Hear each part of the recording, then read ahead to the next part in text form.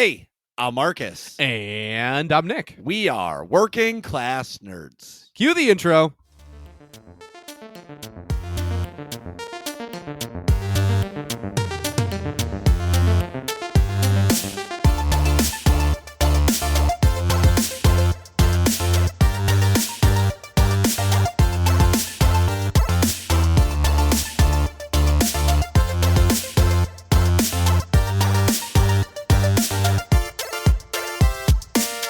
That's right, we are Working Class Nerds, the podcast that gives you no information about your favorite information. Today is Thursday, November 11th, 2021, and you can find this 128 podcast on Apple Podcasts, Buzzsprout, Google Podcasts, Stitcher, Spotify, and anywhere you can find a podcast in the galaxy far, far away.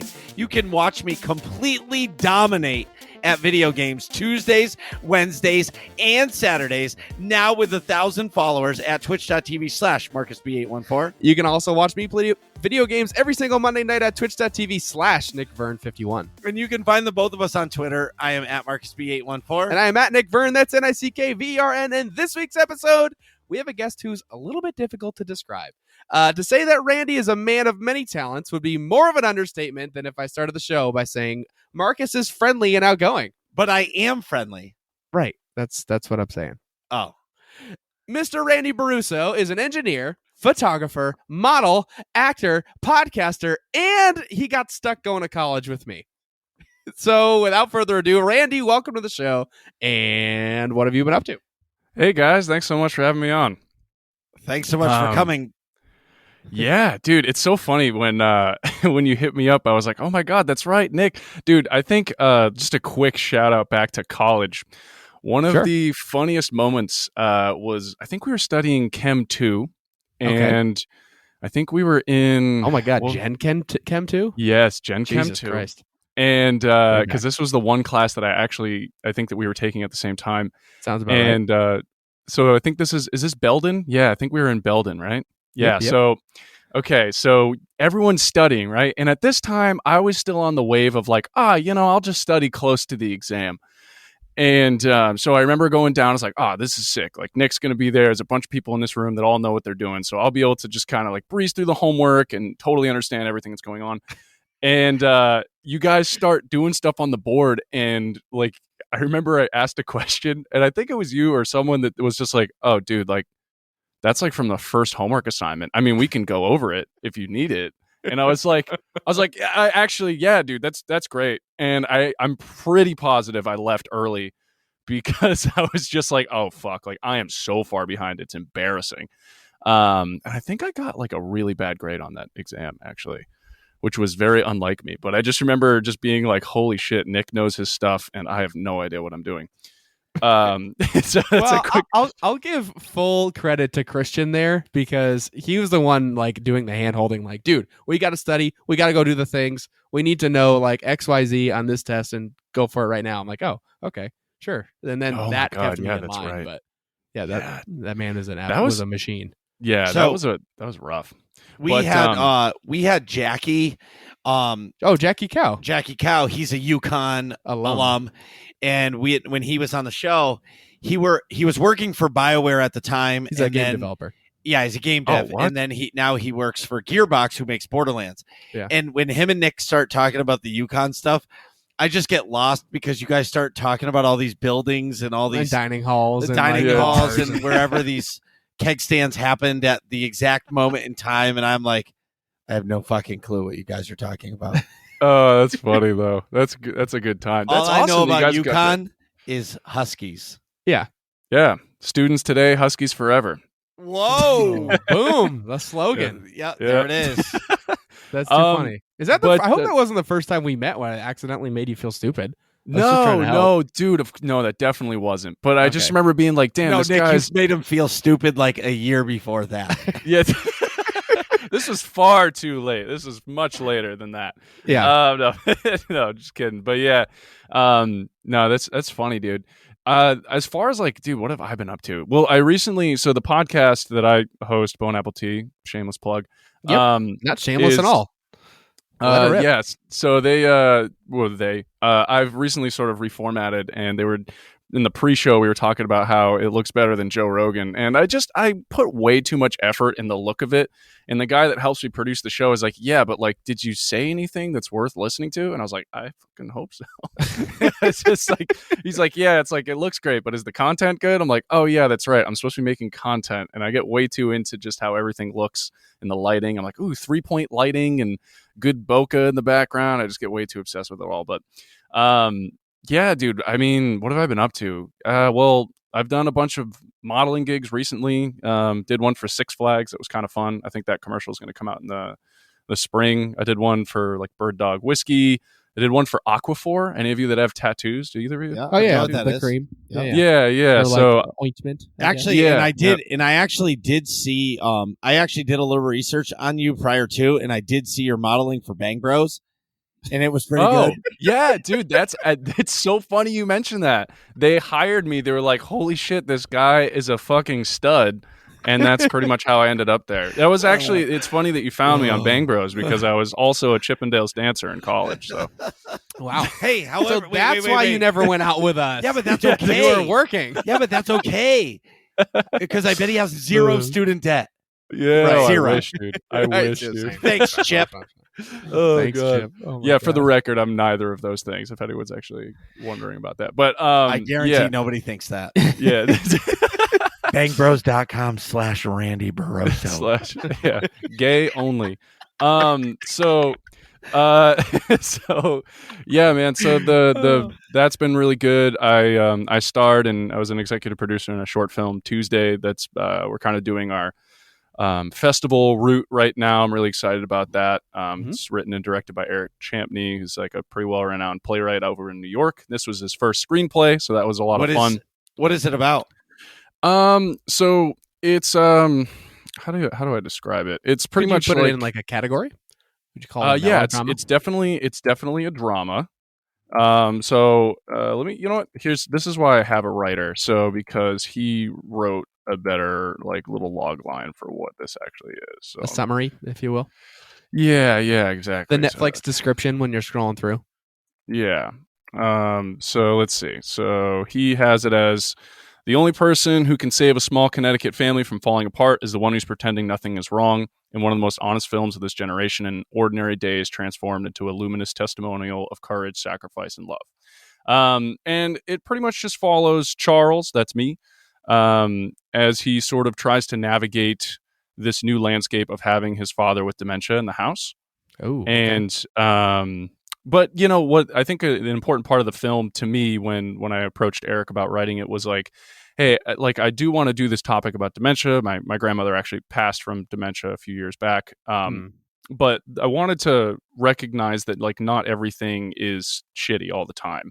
Like there's moments of these like really happy moments that kind of break out in life in seemingly, you know, like ways that would surprise you. Like with my grandmother in particular, and something that made it into the film is that, you know, she might forget everything that was going on, but, you know, you'd put on a song and she would remember every lyric as the song was playing. And it was like, holy shit, like, it's just amazing to see how impactful music is in the brain. And so it actually sent me down a rabbit hole in just finding that people with dementia, for whatever reason, they never lose this music sense. And I just absolutely love that. So that was one of the main points of the film that I think, because no one wants to watch a sob fest for the whole film, right? Like that, to me anyway, that's like, if I'm going to make a perfect film, it's going to bring you along a roller coaster journey that maybe in this case has a way that'll send you off in a way that's sad, but it has moments in between that are not. So it makes it a lot more enjoyable to watch. So that was kind of like the goal of the film for me, as far as like, you know, how to entertain people. But so yeah, that's been a really big thing for me. And I'm really excited about it. Hell yeah. And then, you know, how long is the working stuff. runtime? The runtime, so it's a short film. So runtime is 16 minutes. Okay. But you know, it's if you want to get into film festivals for a short, you kind of want to be under 20 minutes. Some even say under 15, but I couldn't bear to separate with anything more from the film, from what we shot, than 16 minutes. It just felt exactly right. Yeah. So yeah, we haven't been turned away yet, so that's good. That's wicked good. Yeah. As far I see you guys have video game content in here. So as far as like what I've been doing video game wise, guys, do you guys own a Switch, first of all? Of Yes. course. We both do. Okay. Have you guys ripped through Metroid Dread yet? No, but our dude. guest next week is talking all about that, and I need to step up my shit. So Oh yeah, dude, definitely at least start it and get like partway through. Did you ever play any of the Metroid games growing up?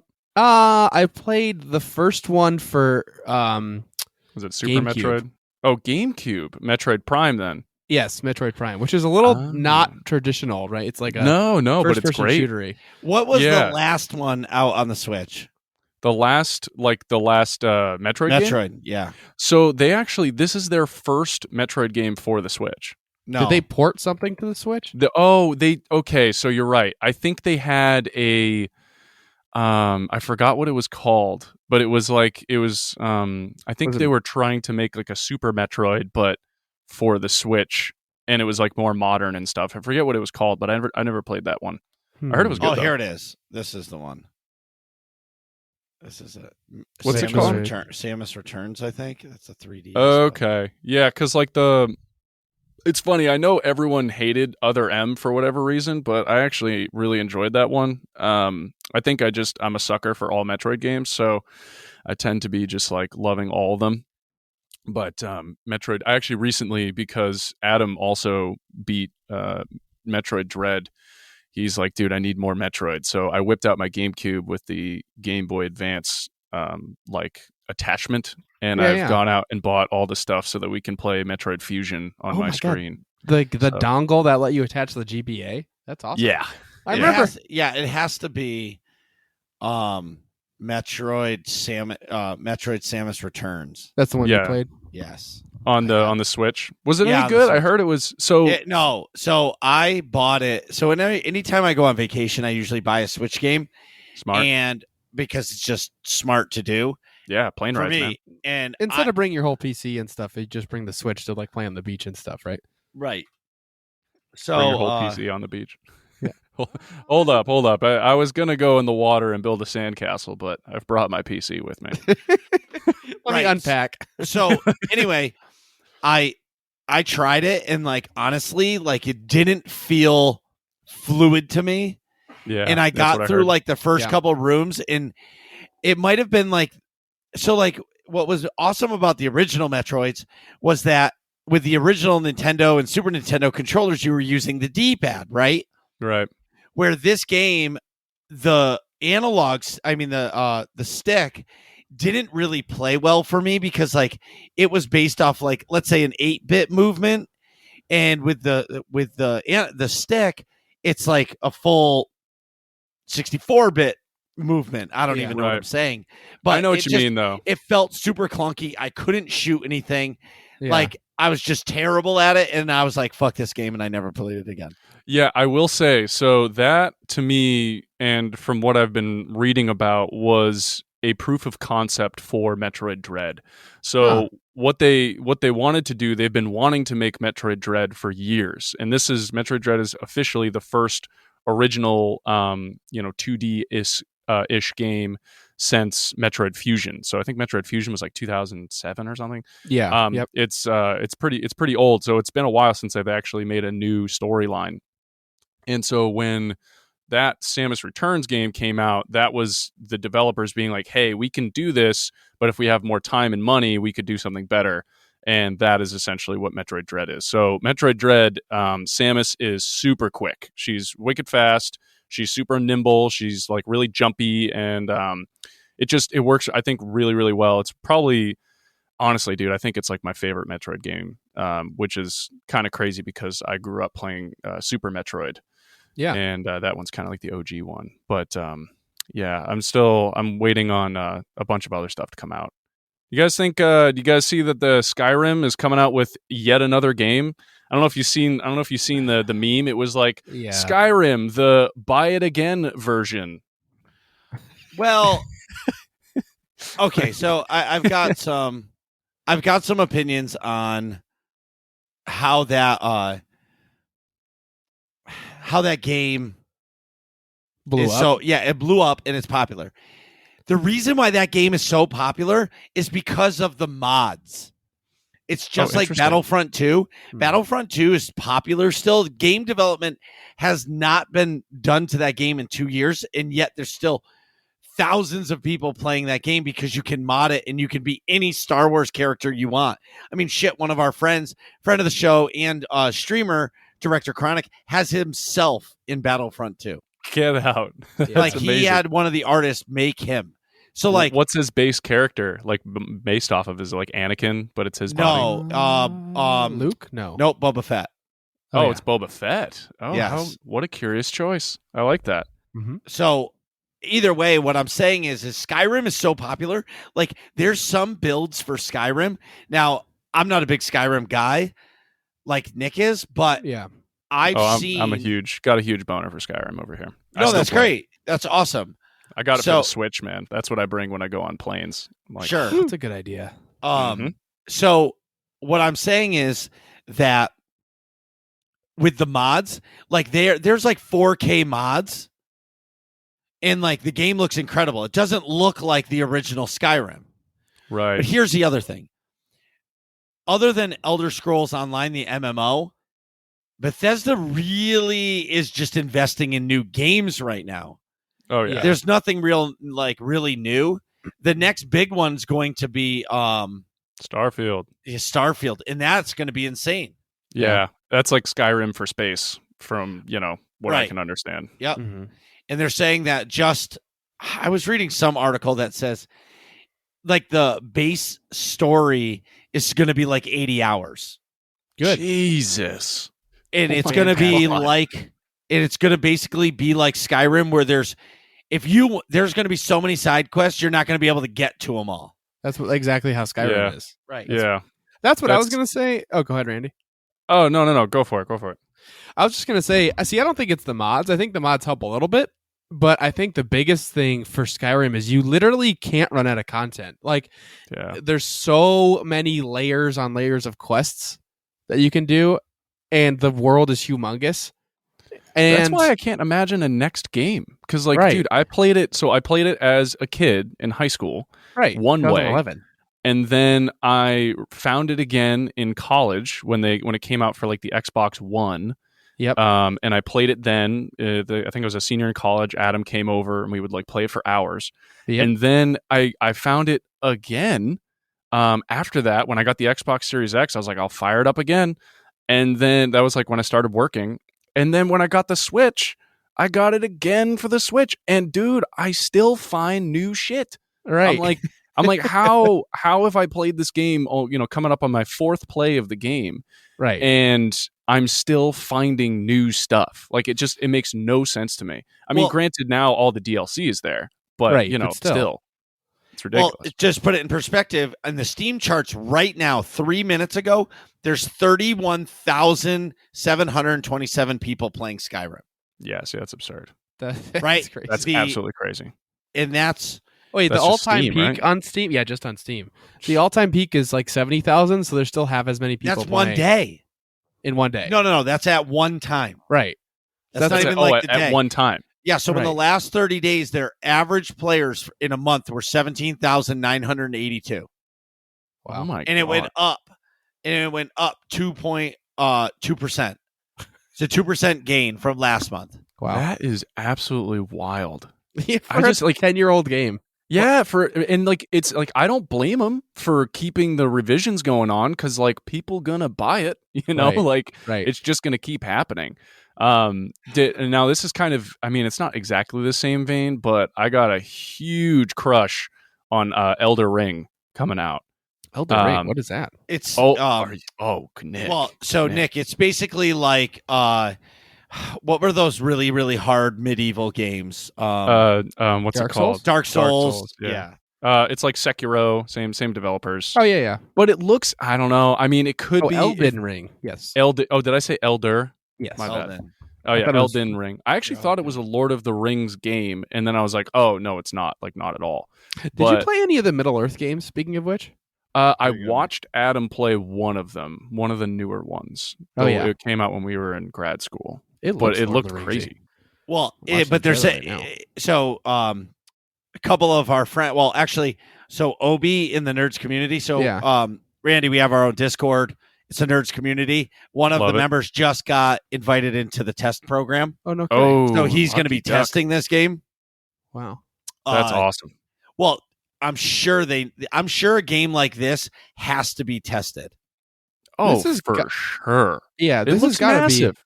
This has got to be like leaning on Lord of the Rings a lot. Well, no, it's like it's a just- big white tree. I well, know it's it's just- similar. It's just the fantasy world, but Yeah. it's Didn't this George game is- R.R. Martin write the storyline for it? I don't know. I don't know. I'm Let's about see to look if we that can up. find count. That would be awesome. Yeah. So, but this is all like, The combat looks like Dark Souls. for yeah, sure. it is basically Dark Souls. You get hit once, you're dead. Yeah. It's like I don't playing. know. I've been watching some gameplay footage, and I don't know if they've just like kept the hitbox up or whatever. But it actually looked like you have some. Some heft. Some Yeah. tankage. Okay. So here's a little article. So so Martin did not write the actual story for the game, but he constructed the world it was based on, Interesting. as indicated in previous teasers. Very Interesting. cool. So this is a super important game for like the people who play those types of games, because there hasn't been one of these games in a long time. Yeah. So people Yeah. are really looking forward to the real challenge. Do you think it's going to be like one of those games? It's like Yes. stupid hard. Yes. That's too I bad. do. I like But because that's the point of it. I know. Well, the thing is like I really enjoyed Sekiro. Adam and I played the crap out of that. Yeah. And geez, I talk about Adam so much. It's like he's my boyfriend. Well, you do live with them. I know, right? Dude, it's funny. I've lived with that guy since grad school. Right. So that was back in like 2017. We moved in together. It's 2021. I think you might actually be moving out in like a little less than a year from now, though. Whoa. Things depending. But that's just like, jobs, and he wants to pursue other stuff. But like which is going to be crazy because like it's just weird to think after all that It time. got delayed. It was supposed to come out in January. Oh yeah, I think it's February 2022. Elden Ring.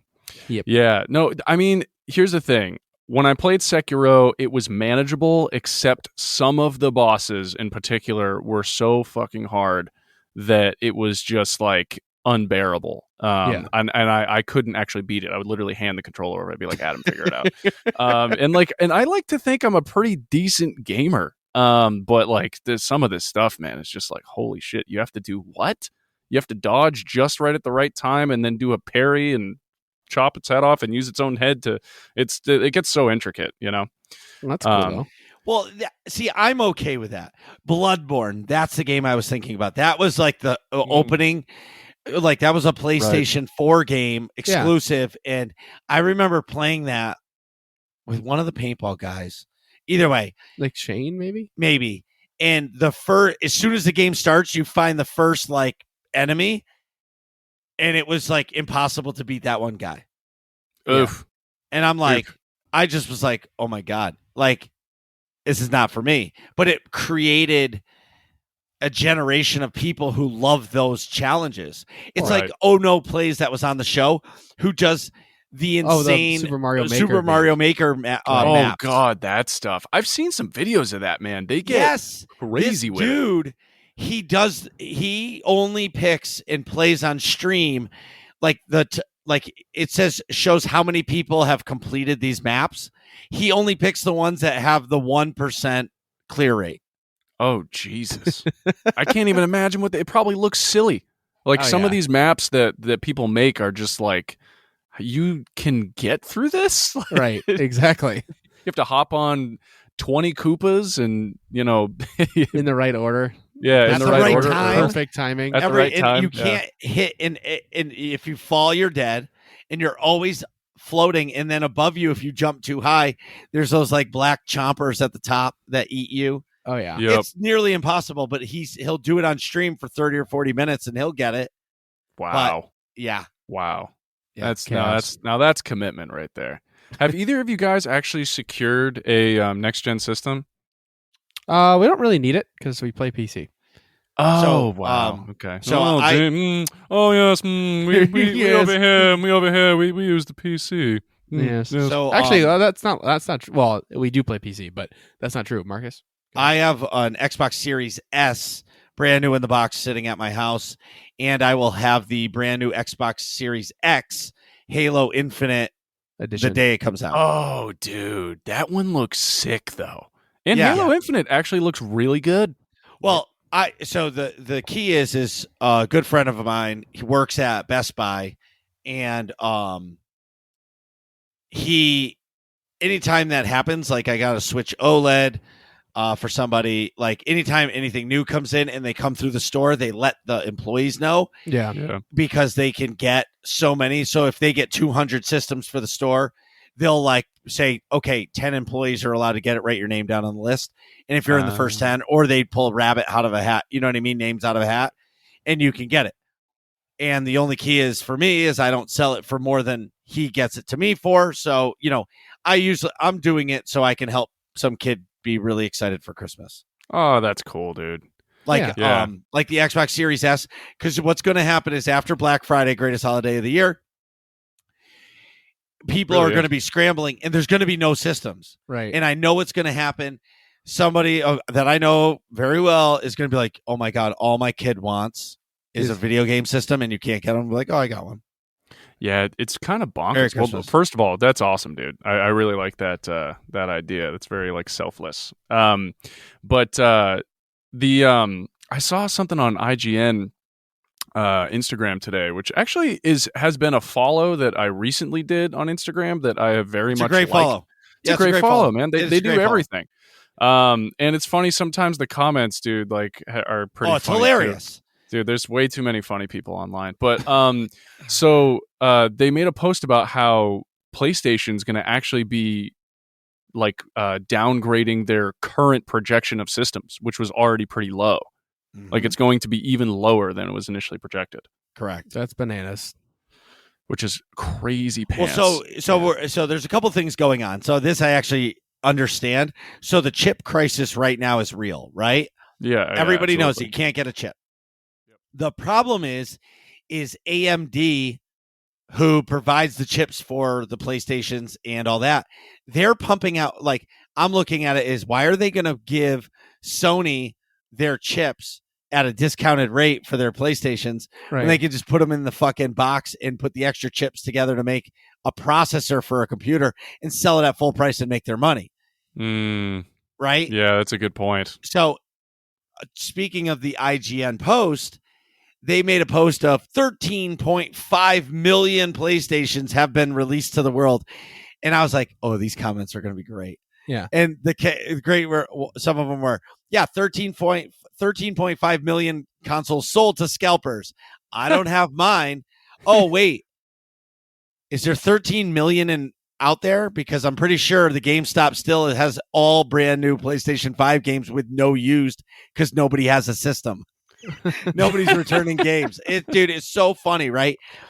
And it's true, but like them stopping production is actually going to hurt them because Xbox has basically said that they are in 2022, they are going full tilt boogie on Xbox Series X's to try to get them into everybody's house.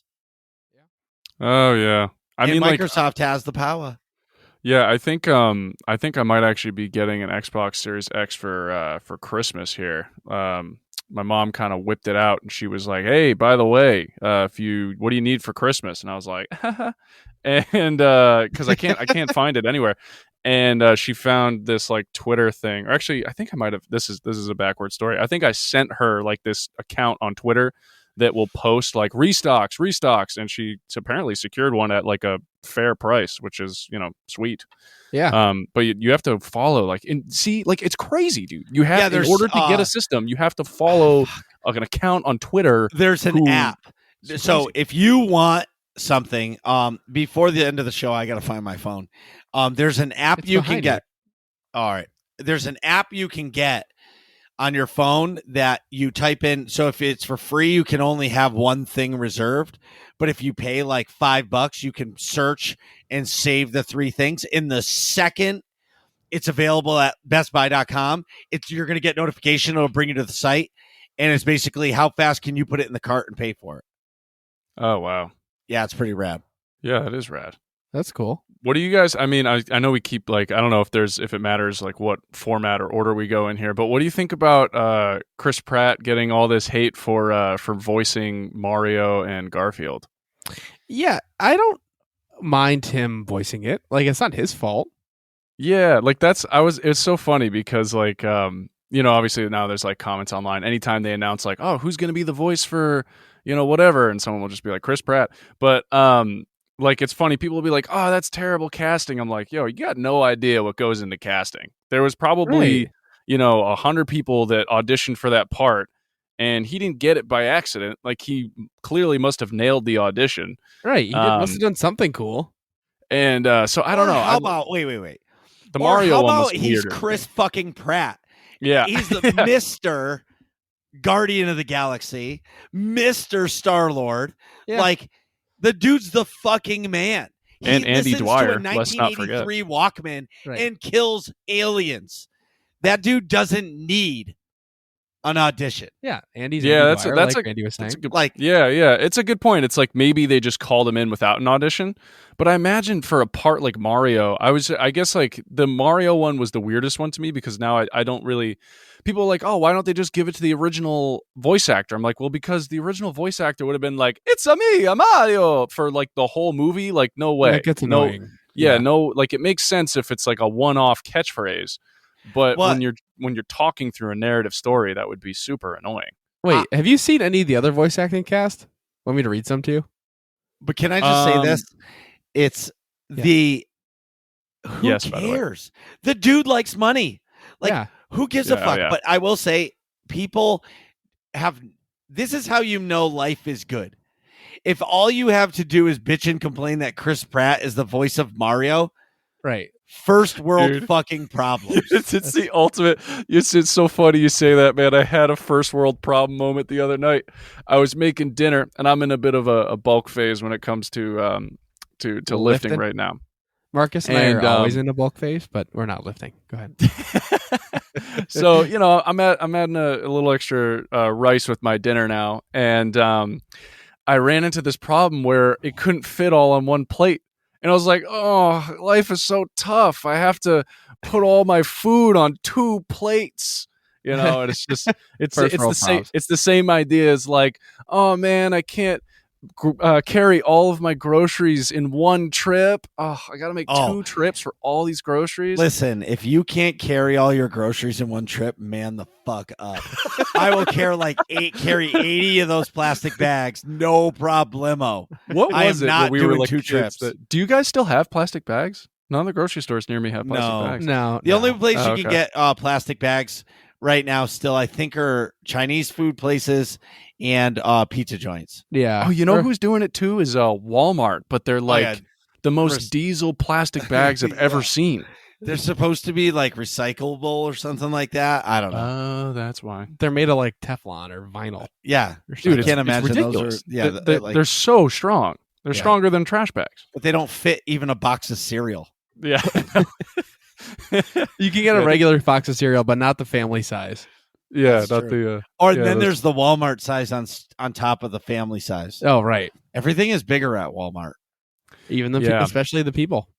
dude. There was this website probably before the 2020s here where everything became super political and stuff. But People of Walmart. yes, dude, my mom used to love my that God. website when I think was that was a a kid. subreddit too for a while. Is it? It's kind of terrible when you think about it. But like some of the people on there, I'm like, bro, what are you going out like that? Looking like I don't know. It just made no sense to me. I will go to the store. So let's back up to the 2-plate thing. Okay. Oh, yeah, I need yeah. to say my piece on this. Okay. Oh yeah, sure. If it's Sunday morning breakfast and Daddy-O's Diner is cooking, Yeah. okay, that's what it's called in this house, right? Oh, Okay. see, I And let's love say that. I'm doing fresh- I was hoping that was. Do you have kids? Yeah, I have Yeah. a 5-year-old and a 3-year-old. Oh, dude, awesome. Yeah, see, I'm just meeting you here for the first time, I think, right? We haven't met before, I don't think. No, I don't believe so. No. no, I've Okay, listened to your yeah. podcast, but you don't know me. Okay, Um, cool. So anyway, what I was saying is, I am the type of guy that like eggs, sausage, bacon, potatoes. Mm. That's on one plate. French toast, pancakes, or Belgian waffles. That's on another plate because I don't want. Syrup all up in I don't your want protein. syrup on my eggs. Mm. I don't want Yeah. syrup on my sausage. I don't want syrup on that shit. If I'm gonna put anything on eggs or like home fries or anything, it's fucking ketchup. Yeah. Okay? yeah. Dude, Like when you that- having me over for your breakfast, dude? I want some Dude, of this Daddy-O's breakfast. Sunday What the mornings, hell? dude. Sunday mornings, breakfast is served at like 8:30 because if I shoot for 8:00, like halfway through cooking, I got to take the biggest dump in the world because it's the morning. So like I'm like DJing the pans cooking, but I'm like really doing the fucking dance because I got to take a dump. Right. It's terrible. So you wait till after Yeah. the morning dump, and then you Yes, and then I fucking get it going. Yeah, then I dude, can you enjoy start with the coffee. The coffee pushes the poop out, and then you go for the cooking. It's the best. I'm gonna get so much hate right now. I feel like this is 2 episodes in a row. I'm about to get the mega hate. Oh, no way. I have the first world problem. I don't like fucking hot coffee anymore. It sucks. I don't want it. Like Say you're from New England without saying you're from New England. I know, right? right. Like no, but it's not refreshing. I don't want to fucking eat something or drink something that's so hot that burns your fucking mouth. In the morning, I am thirsty as fuck. I just did Coffee work. is not. I just slept I was gonna hard say, like, 5 hours. Probably start with water. Oh, Well, I do. I'll pound water, but like then when I'm driving in This guy my was truck to waking up work like- or sitting at the thing, like sipping on a cup of coffee, like I don't want to sip it. I want to chug that shit. Well, see, Yeah, hold on. There's your problem right there. It's you're driving to work. No. And you're drinking even the if coffee. no, even if I'm home. The only time I'll drink hot coffee is if we go out to breakfast Right. because I do not trust Cracker Barrel or any other fucking diner's iced coffee. Yeah. It's gonna Oh, yeah, taste dude. like it's the Terrible. sludge from 3 weeks ago. Right. Yeah, You know what I mean? no Because way. nobody orders iced coffee. Yeah, Right. no way. But like I'll have a cup of hot coffee and I'll muscle it down, but I got to make sure like can you like leave a pitcher of water on the table because like I need to be refreshed. Yeah. Yeah, Like when I drink something, I want to be refreshed. yeah, get it. dude, I get that. Do you ever that- like have Oh, go hot ahead. like soup or something? I love hot soup. Yeah, it's the same Okay. concept. No, as a it's hot not. coffee. It's the same vibe. It's there's fucking noodles or rice in the tomato soup or fucking just chicken. noodles. Fucking noodles. Yeah, Right. like whatever. There's substance in there that you have to chew. You're not taking the bowl of soup and going glug glug glug glug glug glug. See, glug. I do. Or I'll have like a cup of soup, and it's the same thing. No, but honestly, so now here we go again. Here comes insert hate.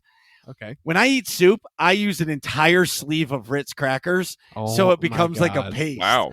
Just Jesus. have oatmeal. That's Paste? oatmeal with Wait a extra minute. stuff. And you were complaining about like a refreshing feel, and you're out here spooning paste into your face. Oh yeah, You're kidding. It's fucking great. And then you drink a glass of water, and it's fantastic. Oh my God, that's so much salt. All the salt from the soup, and then Dude, just you all probably- the Ritz You're crackers. probably holding on to so much water. Like any ounce of water that you drink is going straight under your skin. Yeah, I'm a type 4 body type. I'm fucking huge.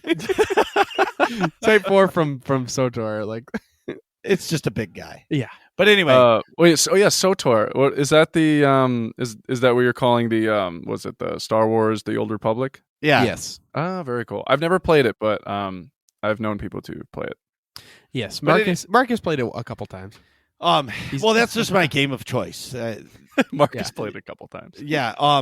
It's only like what the whole show revolves around. Or But so I do understand what you're saying. Oh, about the sorry, First Randy. World You Problem. haven't played it. Get the fuck off our show. No. I don't really play anymore. Wow, we've been doing No, this way no, too I'm, long. joking. I'm joking. No.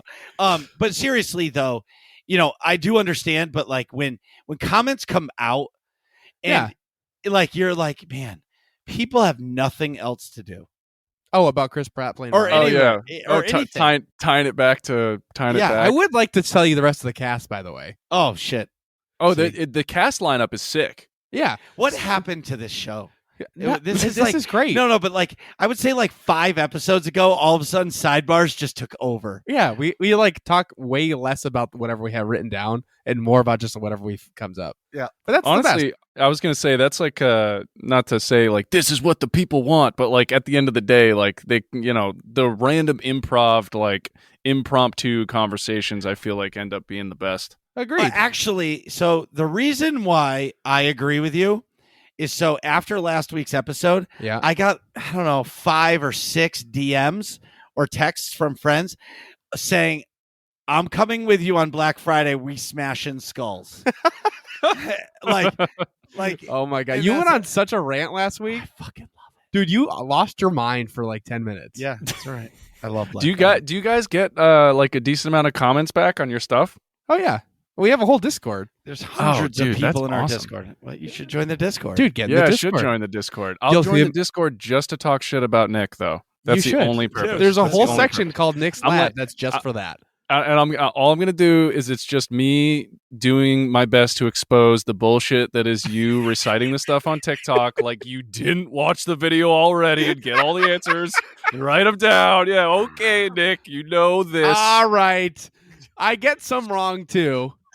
Oh yeah, you got to program one wrong in here and there so Yep. no one knows. It's always got to be at the end to make me look smart. Yeah, that's right. Oh, shucks, guys, I didn't know missed that that last one. Busted your balls, man. But That's fair. No way. That was great. All right, just put the Discord info right under your little Q King thing in His little what? I don't know, his Q little King? red dot in the fucking notes. Q oh, King? oh, What? oh, What yeah. the fuck? Cursor? Yeah, cursor. There you Holy shit. Did you forget how to English? What did it wasn't even close, like even a tab or the line or like. I know. Nothing. Mouse? What should everyone call you? Oh, you know what? I'm gonna go by my actual Instagram name here. Sure thing, man. Wait, do you Oh, not have a Discord? No, I don't go. think I Wait, do. you don't have Discord? No. That's so mind-boggling to me that you don't have Discord. Well, I don't think Randy plays on PC. That's why. oh. But like I know like there's a lot of discords for like wait a minute. Please click each image containing a car. Oh god. Okay, it's one of these things. It's a capture. I'm not a that's robot. But I am a robot. they holy 3 of them and containing a plane. Dude, we don't like robots, okay? I guess so. No robots in the Discord. 4. They're going for a 4th. Well, okay. that's 'cause you're getting it wrong. You're getting it Oh, wrong. am I getting it Suck wrong? less. Yes. Okay. Suck That's Yeah. less. You know I what it wasn't gonna is? throw you under I'm- the bus, but if you hit I'm- 4, then you're I'm just not enjoying even the looking show at too it. much. I'm enjoying the show way too much to. Wait a to minute, care it about all makes what a sense plane now. looks like. All right, there we go. It It all goes makes sense. Randy is a robot. in. Yeah, not- that's right. I don't know what you're talking about. AI sent from the future. That's right. That's the only reason I'm able to do what I do. So what you're saying is he's Skynet? Right. Yeah. Well, I'm It's trying to be Randy sneaky Net. about it though. Randy Net. Randon.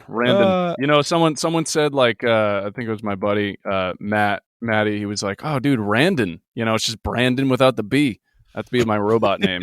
There you go. Oh my god. Wait, what was the name of the robot guy in Grandma's Boy? JP. JP. Yeah. Oh, JP. It's a great movie. Sit in my face. That is I think I definitely saw that movie being like way too young. But Oh yeah, what to an know amazing just, movie. they're just all high and stuff. Yeah. Oh yeah. That is probably one of the funniest movies ever. If you're a nerd, that is definitely one of the funniest movies ever made Oh yeah. for me. Still to this day. I don't know. Yeah, dude. I've never I mean, laughed that's so fucking hard in my life. That's like It makes- Grandma's Boy is it all- great. low key. Now I want like a cat that like I'm not supposed to have. You know, like that's kind of what got me interested in getting like a Savannah cat. You know what I mean? Right. You guys know what a Savannah cat is? Nope. A type of cat. Oh, dude, it is the biggest cat that you can own legally. That's a hard no. It's like it's Oh, they're like a lynx thing. yeah, dude, they're spotted. massive. They're humongous. Yeah, dude. Like, imagine going over some guy's house and they got a fucking like near size like lion. Dude, these things are huge. Yeah. But yeah, I would only own that if I had the proper accommodations because you. Yeah, pretty much that's a have to have- hard no. Yeah. No thanks. I'm more of a German Shepherd kind of a guy. Yeah. Meow. Um. Nick, can you tell us who else is the cast? Oh, I already clicked out of the tab because I just gave up on you guys. Oh, all right. Moving on then. Nick, I what know have you Seth been up Rogen to? is Donkey Kong. Yeah, Seth Rogen's Donkey Kong. Jack Black is Bowser. That's a good one. Jack Black as Bowser's a good one. Agreed. I think Seth Rogen as Donkey Kong's funny. I think Keegan Michael Key from Key and Peele is Toad, which will be funny to make him like freak out. Okay. As Toad. $1 million question. Nick. Yeah. Randy. Yeah. Mhm. Mario Kart. Who you picking? Donkey Kong. Link. Fucking Toad. What is wrong with you guys? Well, I pick Well, Toad sometimes. all I'm saying is I slam it with Donkey Kong, and he looks so silly on every bike that I choose for him. Okay. because he's humongous. All right. So Yeah. we've never met. So picture I'm Donkey Kong driving a smart car. That's what I look like. What kind of car do you have? An F-250. It is a truck, but Oh Jesus. Okay, so when you said driving a smart car, like I figured no, but you Marcus meant, like, is an oversized human for most situations. How tall are you? 6'2". Okay, so yeah, you're a big boy. You know what's Yes. funny is like, so I'm 5'11", which is like for whatever reason the most hated height on the internet. But Yes, because you're a wannabe 6. I know. Well, here's the thing: is like truthfully, and here's why people hate 5'11s, because I'm not technically 5'11. I'm over 5'10 and a half, but it's like, if I put on any set of shoes, I'm 5'11, so I just say 5'11. So it's like when I see the comments online, it's like, if you were 5'11, you'd round up to 6 feet. I'm like, fuck, you're right about that. That's a good point. Yeah. Jeez. Yeah, Coming from somebody who's 5'11 and 7/8, and I just say 6 feet. Yeah, dude. And you should say 6 feet. I think it's something like I forget what the percentile is, but being 6 feet tall is like 85th percentile. Yeah, it's pretty damn tall. I always found it funny when girls were like, "Oh yeah, he's got to be 6 feet." I'm like, "Yo, that's like me walking around being like, all right, double D's or not getting in." Right. It's literally the same metric. Very common. It's the same metric because Right. I think the percentile of women with double D's is like, 85-ish. like 85%. Yeah. Wait, did you know that off the top of your head? No, I just was going with your point. All right. I just want to let everyone know listening to the show that Nick is lying. He knew that because he's obsessed with that. So I want everyone The to double know. D's of justice. Yep. Yeah. Yes. Did you hear what Marcus whispered? He just goes, "But they're amazing." Yeah. While we were talking. Marcus is unquestionably a boob guy. It's funny, Marcus. See, me and you, we're getting along. We should branch off, make our own show. Fuck Nick, you know what I mean? I can't. Listen. There's been a lot of ideas that rummage through my head. I can do all I can to fucking make sure that I'm here on Thursdays and Tuesdays, Wednesdays, and Saturdays. There's a fucking stream on Twitch. Right. Plus, go to work. Oh Right. yeah, dude. I'm completely joking. But no. I'm just saying. It's If honestly, Marcus could do more, he would, but he can't. honestly, you want to know what I want to do? I've been talking about it for 4 fucking years. I want to take every episode of Working Class Nerds, put the fucking logo as the background, and just have the sound of the podcast uploaded to YouTube. All of them. Wait a minute, do you not have it on YouTube? No. Nope. Oh, you totally should. With what time? Right. If we don't have time. There's to do no that. time to do that. Yeah. Like, I get. Well, and- I mean, so the biggest time sink, and I'll say this because I edit all of my own show, like everything, sound, video, everything. The biggest time sink is just waiting for your computer to think. So like, Oh yeah. once you have a template, you just put it in. I don't know if you use Final Cut. You could use. Do you guys have Macs or is it all PC? Yep. PC. Okay. So you would use some. when you said the word Mac, I actually threw up in my mouth. A little bit. It's so funny because that's such a gamer thing to say because like Macs for every other reason I think are much better. Like I have an iPhone. So do you guys have iPhones? Yeah. Okay. Actually, so we both have like Apple accessories except for our actual computers. yeah, I would say Can I like tell you what bothers me? I'll what? tell you. Go ahead. When you buy a Mac, like if you go buy an iMac, right? You're Yeah. buying a processor that is 4 years old, but you're paying what it's going to cost in 2025 for the processor, and you can't upgrade it because they weld everything together. Yeah. Like yeah. I build my own computer. My computer is dope as fuck. I will say I kind of have best Kind of of. both worlds here right now. So like right now, what I'm talking to you guys on is my PC build, which I liked better because I could pick out exactly everything I wanted and have it be super fucking high performing because I also do like audio production and music production and stuff. And so I could do this and have this here, but then I have my little MacBook and it's just like I think it's the 13-inch one. Is And it a it's MacBook not, Pro or is it an Air? oh, it's the Pro. So Okay. MacBook Pro, because I do all of my video editing because I really like Final Cut Pro. And the nice thing about Final Cut Pro is compared to Premiere Pro is through Adobe, and Adobe just loves to just suck you dry of every dollar you have. And so Yep. they have that, subscription fee, whereas Final Cut is just that one-time payment, which I really liked. This all came about because as far as like, why I was talking is just when you go to make your YouTube stuff, if you have some sort of software, and I'm sure they have a free software that's not half bad for Windows.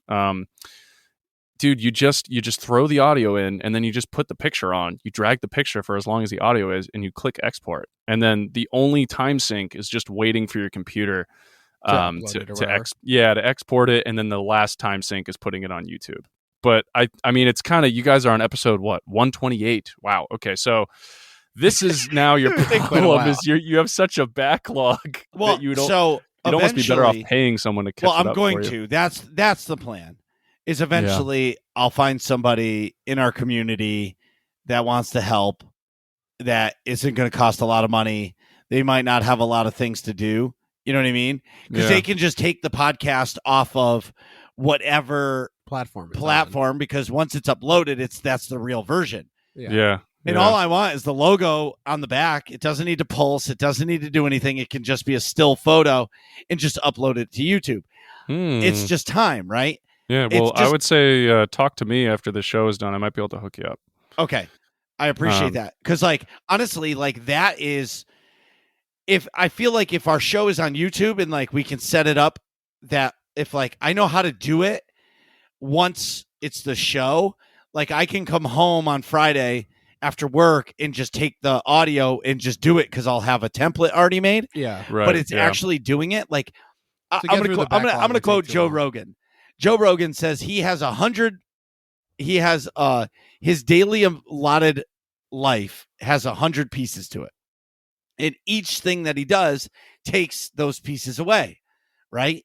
My day is consumed with my career, and then kids. Yep. Family, and then my like video game stuff. dad, cabinet maker, and dad by day, nerd by night.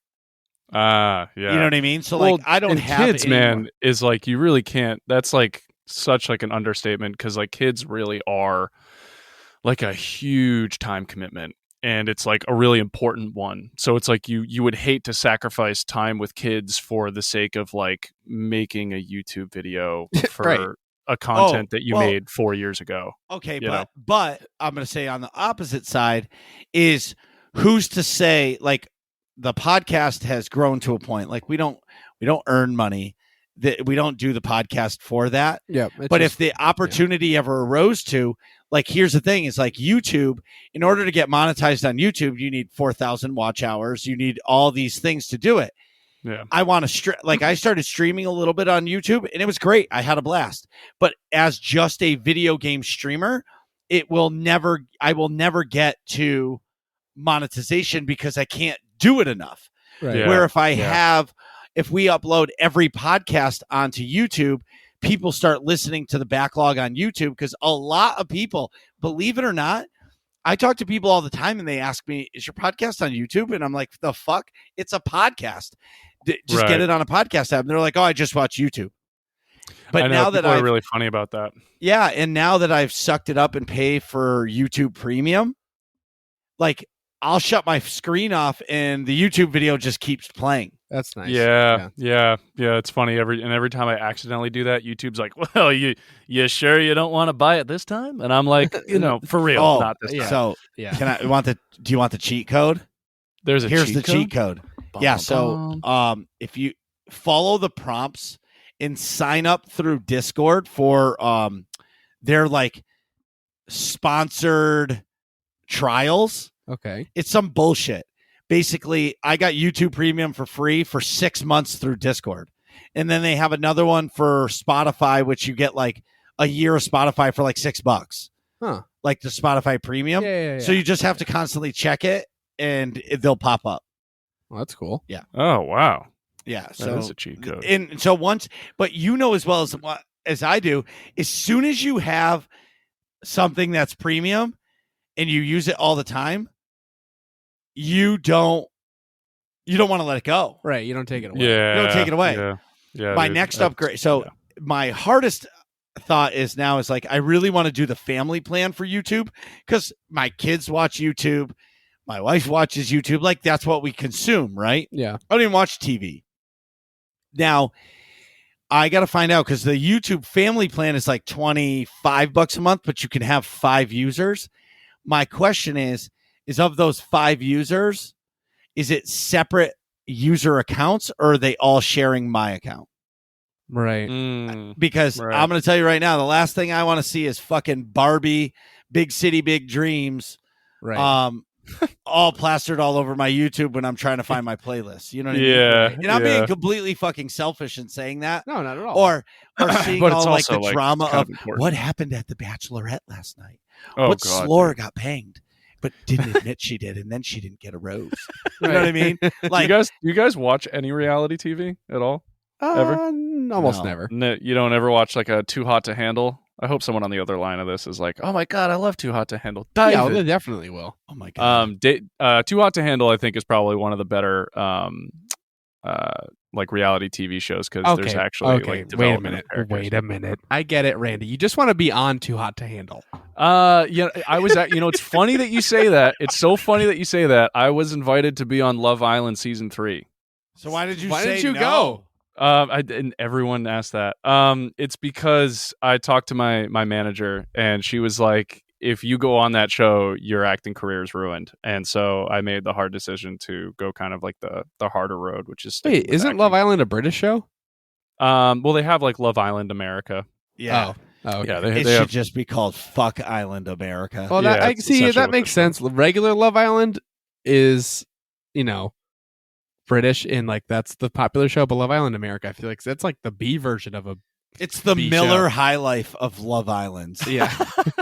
Yeah, well, and here's the thing is like even still like you were essentially given a free vacation to an island with a bunch of hot people and you just got to date them, right? Like that was like it's like an easy no-brainer really. And then like you just gain like hundreds of thousands of Instagram followers and it's like you can essentially do whatever you want.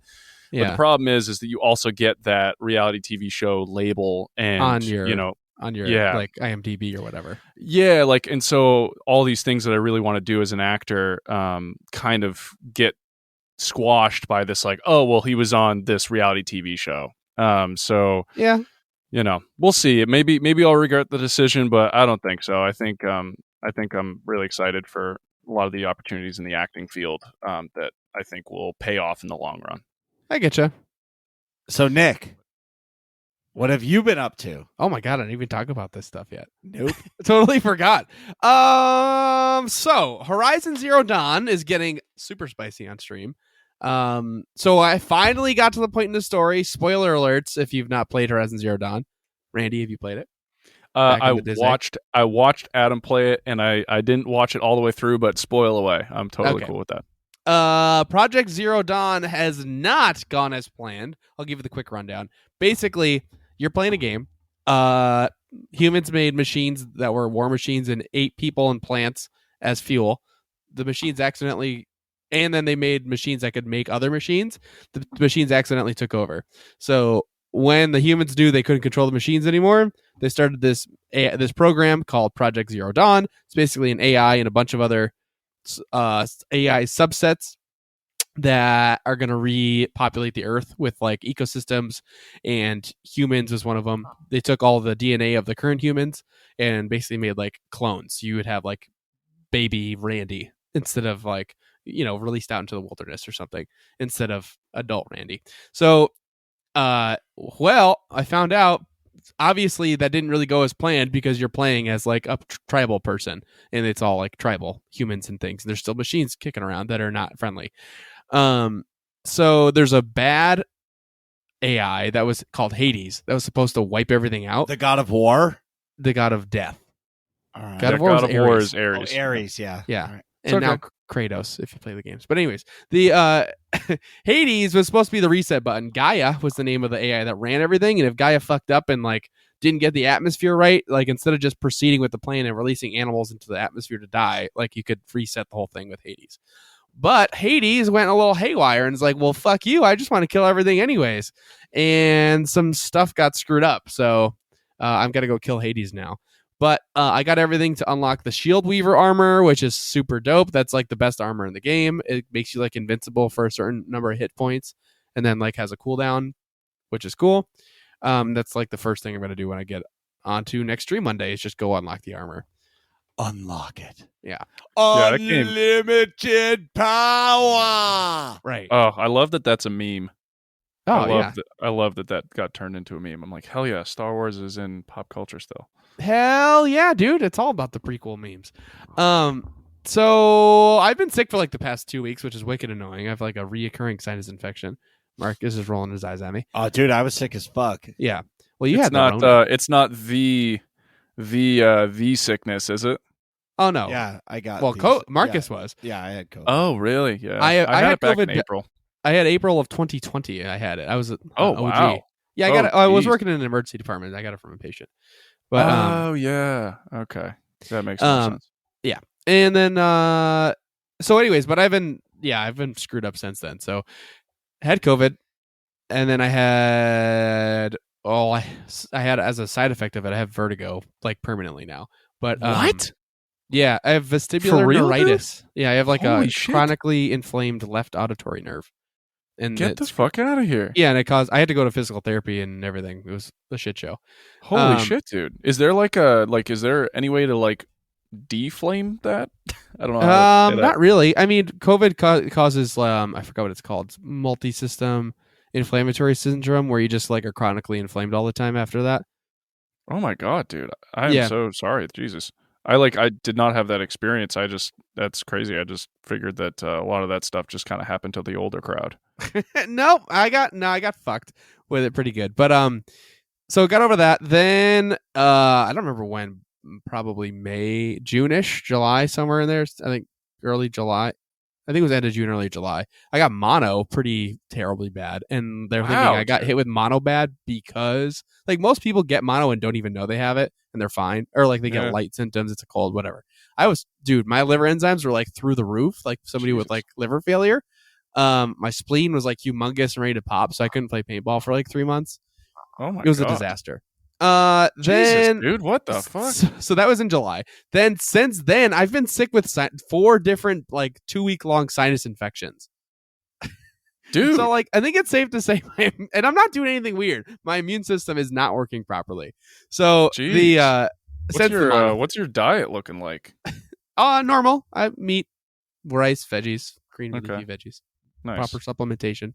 Okay. All right. Damn. So you're just getting the shit end of the stick here. Well, I mean, I'm doing okay otherwise. But anyways, that leads me to this weekend. I was particularly sick. So with the sinus infection-y things, I'm doing better today. Obviously, you can hear it in my voice. So I stayed in this weekend to just, try to be good to my body. And I watched a shit load of stuff. So Saturday, I watched the entirety of the UFC event from like the 8 p.m. like Joe Schmo off the street people on like actual regular ESPN all the way through the pay-per-view, which was absolutely epic. Highlight definitely being the Gaethje versus Chandler fight. Was that the one where they were just like fucking throwing haymakers and just like for makes no 3 sense? rounds straight? Yeah, that was unreal. It was ridiculous. They knocked each other down like twice each. It was preposterous. But yeah, it was. I've never seen fighting like that ever. Like just the fact that they were connecting just again and again and again and again, and just like at some point, like I forgot which one of the guys, but like just had his hands at his side, was just letting them take shots to the face. Like it was just Chandler. Absolutely asinine. It was ridiculous. Yeah, well, so Gaethje was a former UFC champion, and then Michael Chandler was a champion in Bellator too. So it's like they're both super high end guys, and they're both known for like knocking people out, and they're both known for being like, fuck you, you're not gonna knock me out, I'm gonna knock you out first. So they had like the same style, and that's why they had him fight. It was ridiculous. Yeah, it was honestly like it was brutal. It was brutal to watch. Like it's literally, it was like watching modern day gladiators go. That's exactly what Gaethje said. He's like, dude, shout out to Michael Chandler. We were born in the wrong like time frame. We should have been 2 gladiators, fighting in an arena or something like that. Yeah, it was cool. It's definitely what it felt like watching that. Yes. So the UFC event was great. Sunday morning, I went and saw Eternals because I was gonna go Saturday night, but the timing didn't work out good. So I was like, it was sold out. So I didn't want to. Really? Wow. Yeah, the 7 p.m. on like opening weekend Saturday. Hell yeah, bro! COVID's over. I love that. COVID is fucking over. Yeah, Like, apparently Nick got all of the COVID for everyone else. I did. I sucked it all up. You're yeah, welcome. but like people are going to the movies again. Like COVID is over. People are going out of their house. Like normal life is happening. Yeah. Sold out movie theater tickets. Took 19 months, but we're fucking back, baby. Yeah, I love that. I really Me do too. love that. Hell yeah. I love And I'm movies, excited because I also saw Dune. Dune. Yes. Sorry. And Dune was fucking and Eternals. fantastic. I actually meant to say Eternals, but I've seen both Dune and Eternals, so it's great that you're Let's going to be talking go. about this. Marcus didn't see Eternals, but you will eventually, probably, maybe. Yeah, I'm gonna see it. Um, Of course, yeah. I'm good. So, I'm the if I'm not excited about the movie, I'm not going to the theater because, like, being married with kids, like my going to the movie card is like 2 a year, and Yeah. my wife does not like the same movies that I do. Right. Oh, like- gosh, yeah. And That's tough. honestly, like if I and Going as to a the parent- movies card solo is 2 a year. yes, Yeah. Yeah. Otherwise, you're seeing like Barbie, Paw Patrol Paw Patrol the movie. or what was that? There's some Boss pretty good kids Baby movies out, Back though. in Business. Did I you, saw did you that see last year. Onward? I think that was a That was a great movie. We watched that on Oh, Disney dude. Plus because that was so good. released. That wasn't in the theater. No. That oh, was yeah, you're supposed right. to go in the theater, and it flopped completely because it was releasing right as the lockdowns happened. Yeah, and that's Disney right. was like, "Fuck, what do we do? We'll just release it on Disney Plus." Yeah. And Beautiful movie, man. Beautiful. Oh, it was movie. great. That's Tom Holland and Chris Pratt, right? right? So Yep. Speaking of the guy. yeah, if you like, so Onward, if you play MMOs, you'll love Onward because it's basically just an MMO quest. It is. that's cool. Yeah. An MMO quest with like A just dad. like a dad and just a crazy awesome storyline. Like I don't think this really gives anything away, but the whole point of the movie is there's these two, like, what do you call them, like elf creatures, Trolls, kind of. yeah, they're in a, like, they all used to have magical powers back in like the day, right? But people started making technology which made everything super easy, so all these elven people, or whatever they're called in the movie, kind of lost their magical ways. Yeah. And their father, these two brothers, their father passes, and the whole storyline is his dad comes back magically, but only half of his body is back, and the whole point of the movie is to find his other half. Oh, that's cool. Yeah, It's and really good. dude. It's like that freaking typical Pixar. I don't think it's Pixar, or actually, yeah, it is No, it's Pixar, not. right? It is. No, it's not. No, well, it's it's not. Disney, isn't it? Yeah, it's Disney. Pixar? Is Disney Pixar though? Don't they own Well, I that? don't know. I don't know if it's. Oh, maybe it is Pixar, Well, but I don't it might not be It is? Pixar, but No, it anyhow, is. it's that typical style where it's like super funny, super happy, and then get the fucking tissues, dude, because you're gonna. I mean, dude, I was watching it with, it was me, and I'd just been talking to this girl for like a little bit. Like this was like date 2. Okay. And no. it was me, her, and Adam was in the room, and it gets to the ending scene, dude, and I'm on the couch like, holy shit, like I have to cry so bad. I have to cry so bad. And like, Yeah. I'm like, I literally, like, a tear starts rolling down my face, and I'm just like, oh, I just, it's just, I can't. It's just, and I'm like laugh crying because I'm like embarrassed that I'm crying at this Yeah. children's movie. But So it's the just, real, the real question is, how'd she take it? oh, Was she like, oh, that's cute, or she like, no, she was totally cool with it. I mean, Oh, dude, okay. it's so funny. I feel like as guys, we tend to think that crying is like showing a form of like, like, oh, don't cry. But in reality, like, I think there's a lot of girls that, like, if you're crying for the right reason, they like it. yeah, I get Fuck, I cry all the time. That's called depression. Oh my god. Oh, by the shit. way, Onward is indeed made by Pixar. It is. That's right. Because it's Disney. So Disney owns Pixar. Okay. Yeah, Sorry, not Disney to owns totally everything. derail your whole, like, you saw No, no, no. Eternals. I'm totally No, ready to so- talk about Eternals too. Disney's sure. about to get into NFTs, Oh Oh boy. my god, dude. and when that happens, it's on. Did Like- you learn that from Gary V? Just get into NFTs. Fuck your No. parents. Sorry. Do you guys know who Gary V is? Am I talking Yes, in course a I do. void? yes, Okay, yes. okay. That fucking guy is the man. I do like him, but the parodies of him are Oh, yeah, probably it's some of my hilarious. favorite. Yeah. Well, here's the thing: the guy took his dad's liquor store right at the perfect time when the internet was starting to happen, created an online store to sell wine and made millions. Yeah. Because for 5 years or 10 years, he was like the only wine distributor on the internet. Before, guy's brilliant for sure. Yeah. And now, like, what he actually says something that I actually agree with. He's like, why the fuck are we teaching kids who the 40th president is and making them memorize that? When you can type in Google 40th president and the information's right there. Right. Why aren't we teaching kids real life skills instead of memorization that they don't need? Yeah, it's like sorry, keep going.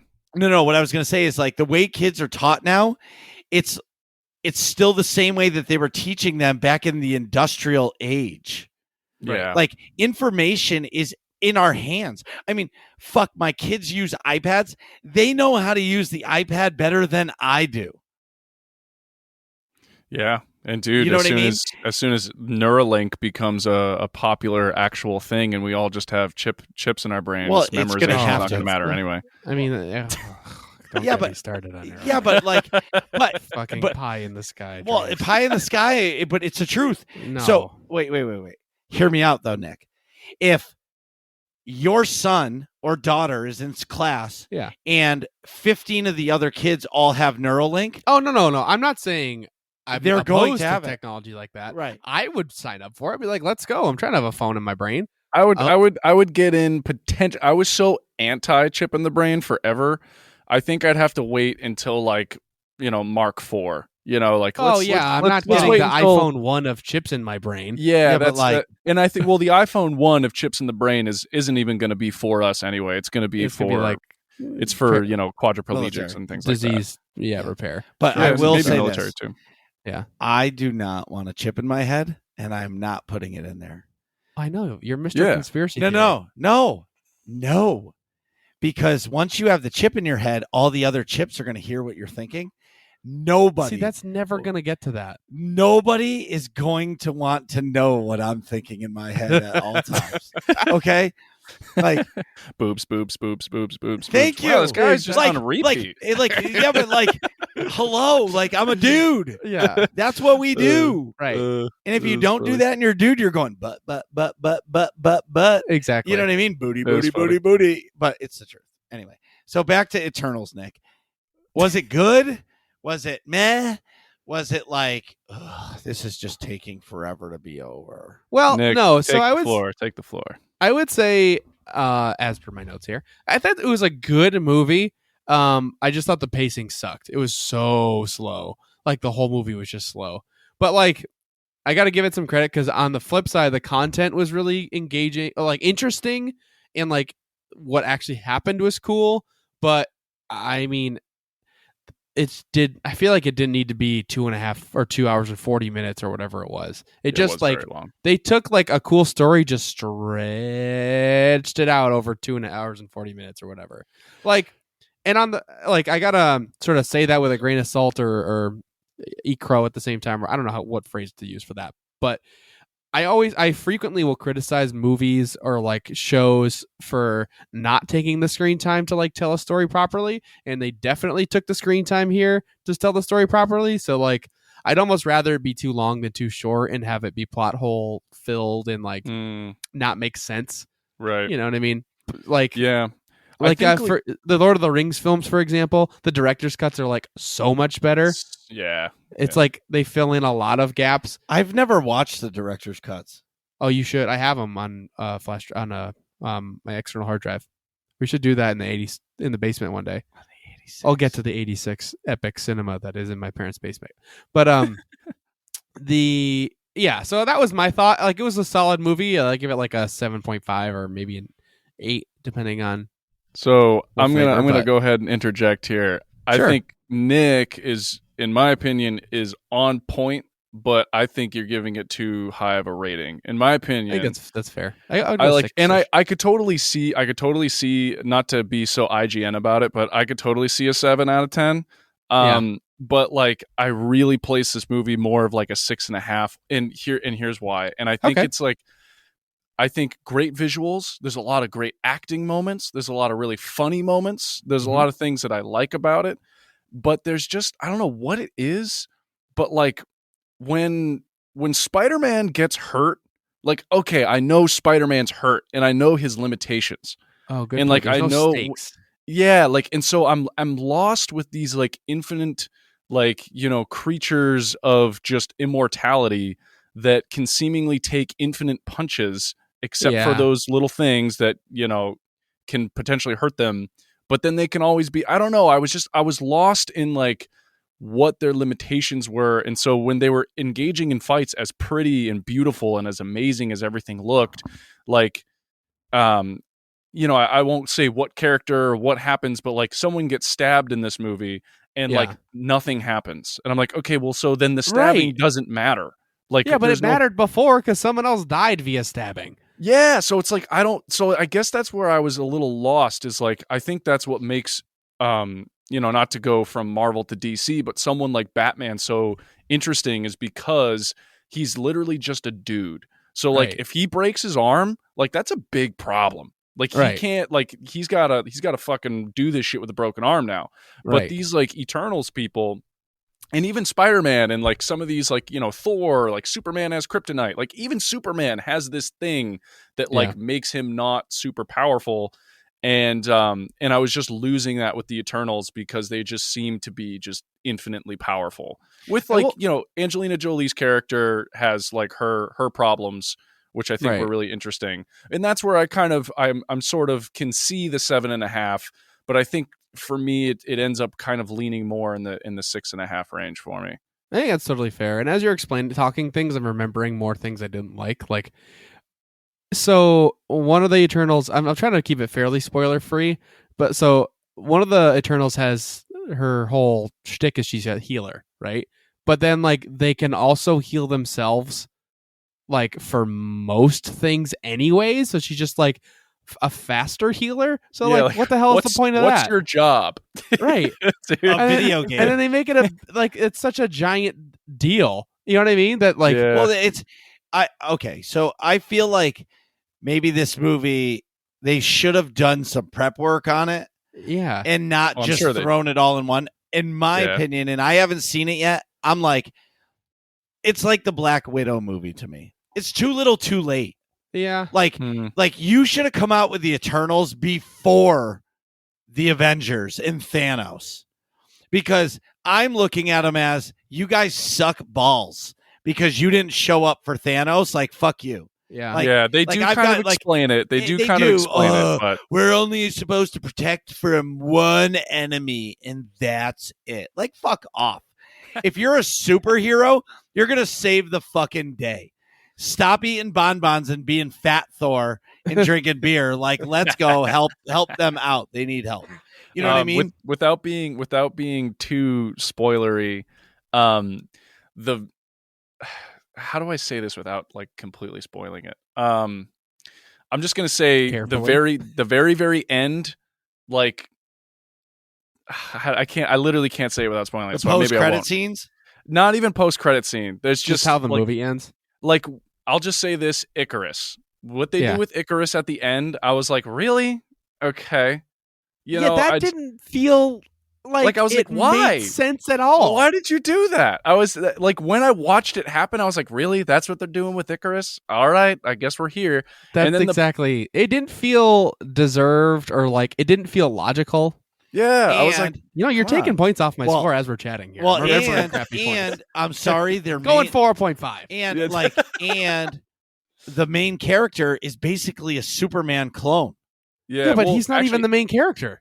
Well, okay, but like that's Icarus, by the way. But, all right, so actually, to your point though, Icarus, the actor, was even saying that like he's taking notes from Superman, and like the guy who wrote Icarus's character said that it's based off of Superman. I mean, and I'm concerned for the MCU that like they put all of their cards out there for like the movies, and all of the new ones are going to have a hard time. Well, I really liked Shang-Chi. I loved that movie. That movie was great. Awesome. Yeah, I thought like here's a great example of everything that it did great that wasn't in Eternals. Shang-Chi was just a dude. He was just a dude, and the awesome thing about this is that as much as it was a come-up story, Yeah. he was already badass from the start. So I didn't Right. have to see like a montage of him getting better, which was kind of cool. You didn't have to see the radioactive spider bite him. Right. Right. And so, and like Even though the really greatest good Spider-Man movie choreography ever is the Spider-Verse. You know, like with Shang-Chi, I loved how there, like, all of the hand-to-hand combat, all of the fight scenes were really compelling because once again, like, he's just a dude, so if he falls off a building, like, he's dead. So like there was a lot of really good stakes and stuff, and the overall story of that movie was just so good with him and his dad and his mom and all this stuff. Like, just a really well thought out story. So Marcus, I totally hear you. I think the MCU is definitely, because they have so much previous success, they are going to have a really tough time living up to Infinity War and Endgame. Actually, real quick, little side tangent. Did you guys like Endgame or Infinity War better? That's a good question. I will tell you mine. Well, Let me form my opinion. I first. already Hold on. have my answer. Okay, you go first, Marcus, and I'll say mine. Infinity War was a better movie because, here comes the Star Wars nerd. Empire Strikes Back was a better movie than Return of the Jedi. Yeah, because dude, I'm so with you, Marcus. How are we not friends already? But like, you gotta listen to the show. It's not like, it's not even my favorite Star Wars movie, but Empire, it was a thorough movie. Like, they were always flying by the seat of their pants, and they just squeaked out a win. And they just squeaked out a win. And they still kind of won, but yet the Empire won. Right. Where Return of the Jedi, it was all about redemption for Darth Vader. But at the same time, it was like the rebels had their foot on the gas pedal. Right. And it made it a two combo movie, where Infinity War was completely thorough, and it was heartfelt, and it was amazing. Where Endgame for me was really good. Like, we saw it in a private theater, like me, Nick, and his sister Ari. Like, we watched it twice, didn't we? Yeah, we saw it twice. But like, it was so good. Yeah. But I feel like because Endgame was the end of the Avengers plot, we knew they were going to wrap it up. Well, Right. It's not even that, because you didn't know who was going to die. Yeah, But like, I feel like here comes the fan service, right? I talk about this with Star Wars all the time. Yeah, like Captain America has his special life with fucking Agent Carter. Yeah, Peggy. You know what I mean? Like, Tony Stark finally gets to be the hero. He's got a daughter. She's going to be the next. Like, Disney got to do their all-woman team girl. We got this. Yeah, we got this. And like, all the girls. There's never been more of an on-the-nose moment than we got this. That's the equivalent. That's the equivalent for me for telling a joke and being like, by the way, that was a joke. Right. Exactly. Could have done without the line, I think, and it would have made that part better for me. But like, it had all of the if you were trying to bundle all the fan service in a movie, yeah, like Thor chopped off fucking Thanos' head. Right. Like, if there's a fan service to be done, it was in Endgame, where Infinity War was the better movie. Sorry, that was my 10-minute rant. No, that's pretty much exactly what I was going to say. So yeah, dude, I'm so glad. See, I'm in a room with in a virtual room here with some smart people. So Infinity War for me was just I just loved it so much. The stakes were high. I love a movie where the good guys don't necessarily win. There's really something awesome about that when they do it right. And just the way that it ends with Infinity War, it really leaves you wanting to see the next movie in such a beautiful way. And also, it was before they introduced all this crazy time stuff, because, they get into Endgame and now they have to explain the snap.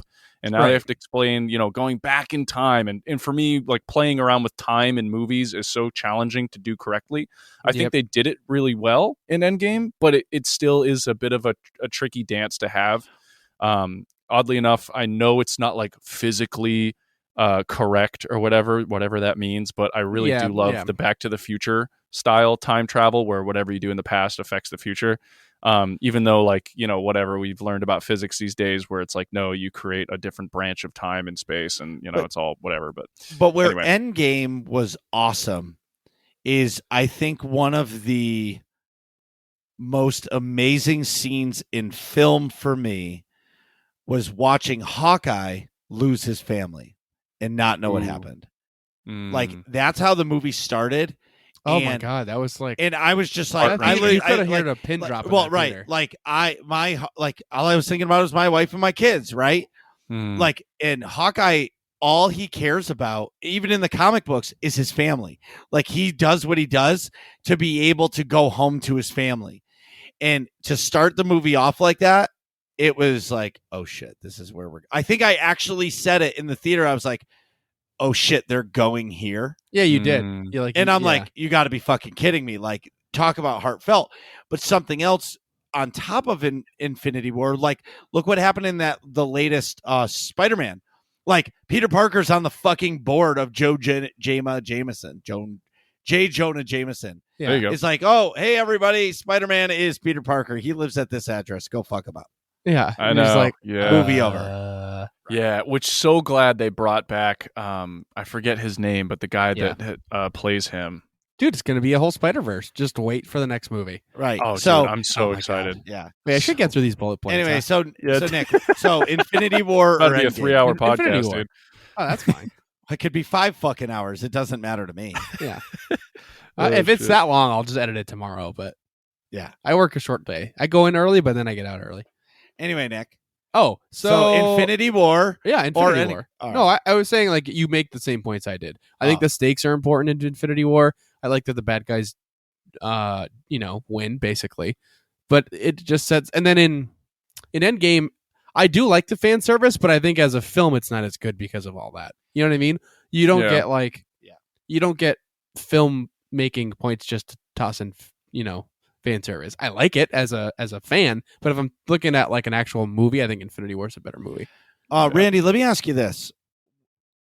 Thinking about the Marvel Cinematic Universe Mhm. and all the Avengers story, I'm saying it's over, but like Gen 1 of the Avengers is over, right? Yeah. Moving forward, would you rather see movies or more TV shows? Oh, dude, what a good question.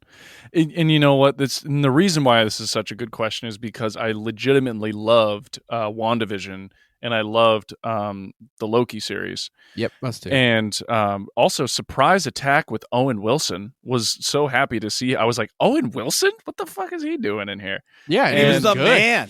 He was great I'm because so- he's always great. He's just one of those guys that like you see him in every movie and you're just happy to see him. Even if the movie's not that great, you're still happy to see him. I'm so pissed off that I couldn't get the Owen Wilson jet ski T-shirt from the new Rockstars. Oh page. yeah, that was gone sold so out fast. Sold out.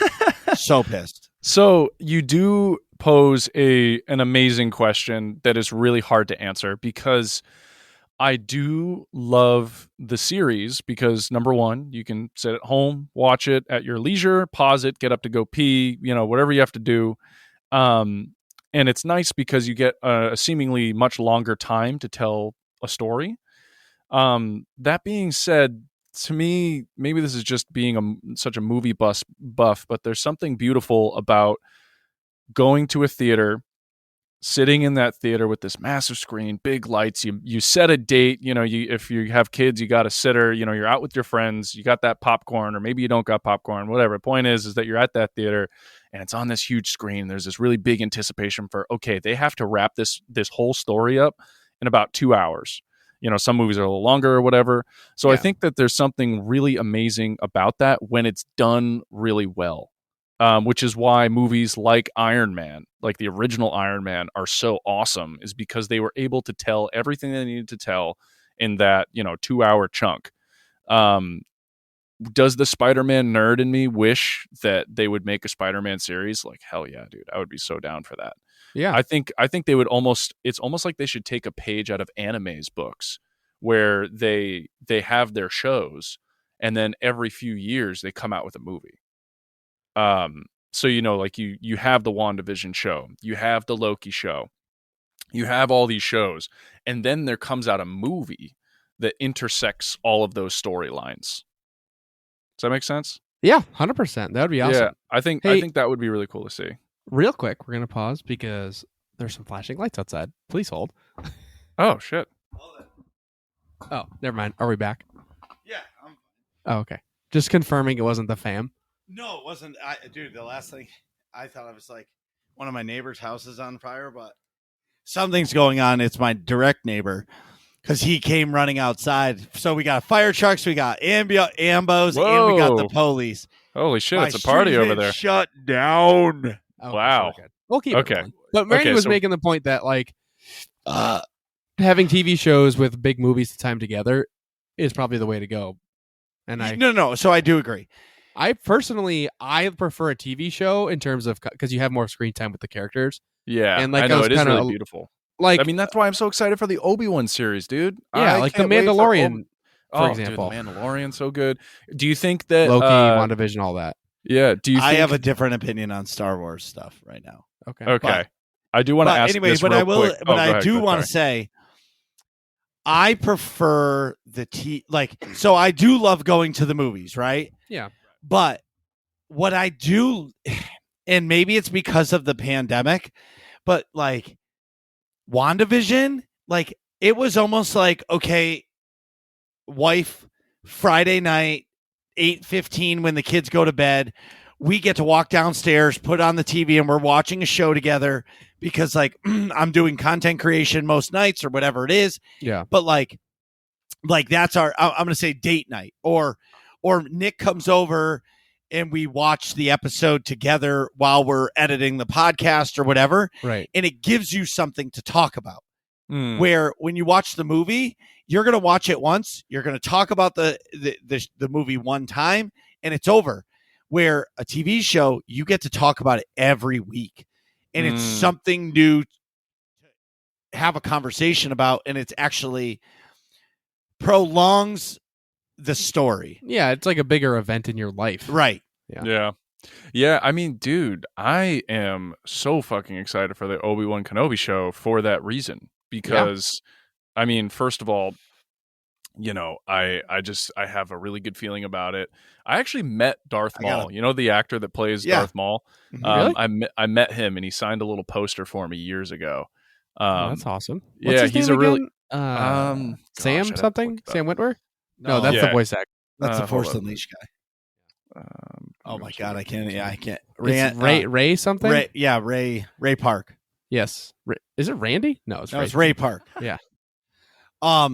So this is, oh boy, we're going salty. He's Scottish. Yeah, because we're never going to get through the show notes. yeah, we will. Eventually, we just have Yeah, to shut the fuck eventually up we at some will. point. We'll get there. This is great. So here's my thing on Star Wars. Okay. I'm over. Your one thing? No. I'm over the timeline. Like last week, I went bananas. Ray Park. Talking by the way, this. you're right. I'm over the timeline. Like, stop. Like, it's over. Like, I understand the Kenobi series. Everybody wants to see him protecting Luke. Yeah. Oh, you mean You know, you're over make- like this current... making I see. love to sand people, all that shit. Like, I get it. Oh, I'm down for it. If I'm gonna Like, see but some like- butt, it's Ian McGregor's butt. I'm totally Right. for it. No, of course. But like what I'm hoping for is like the Anakin stuff is like visions of the past. I don't want Anakin as Darth Vader to see Obi-Wan because it fucks up episode 4.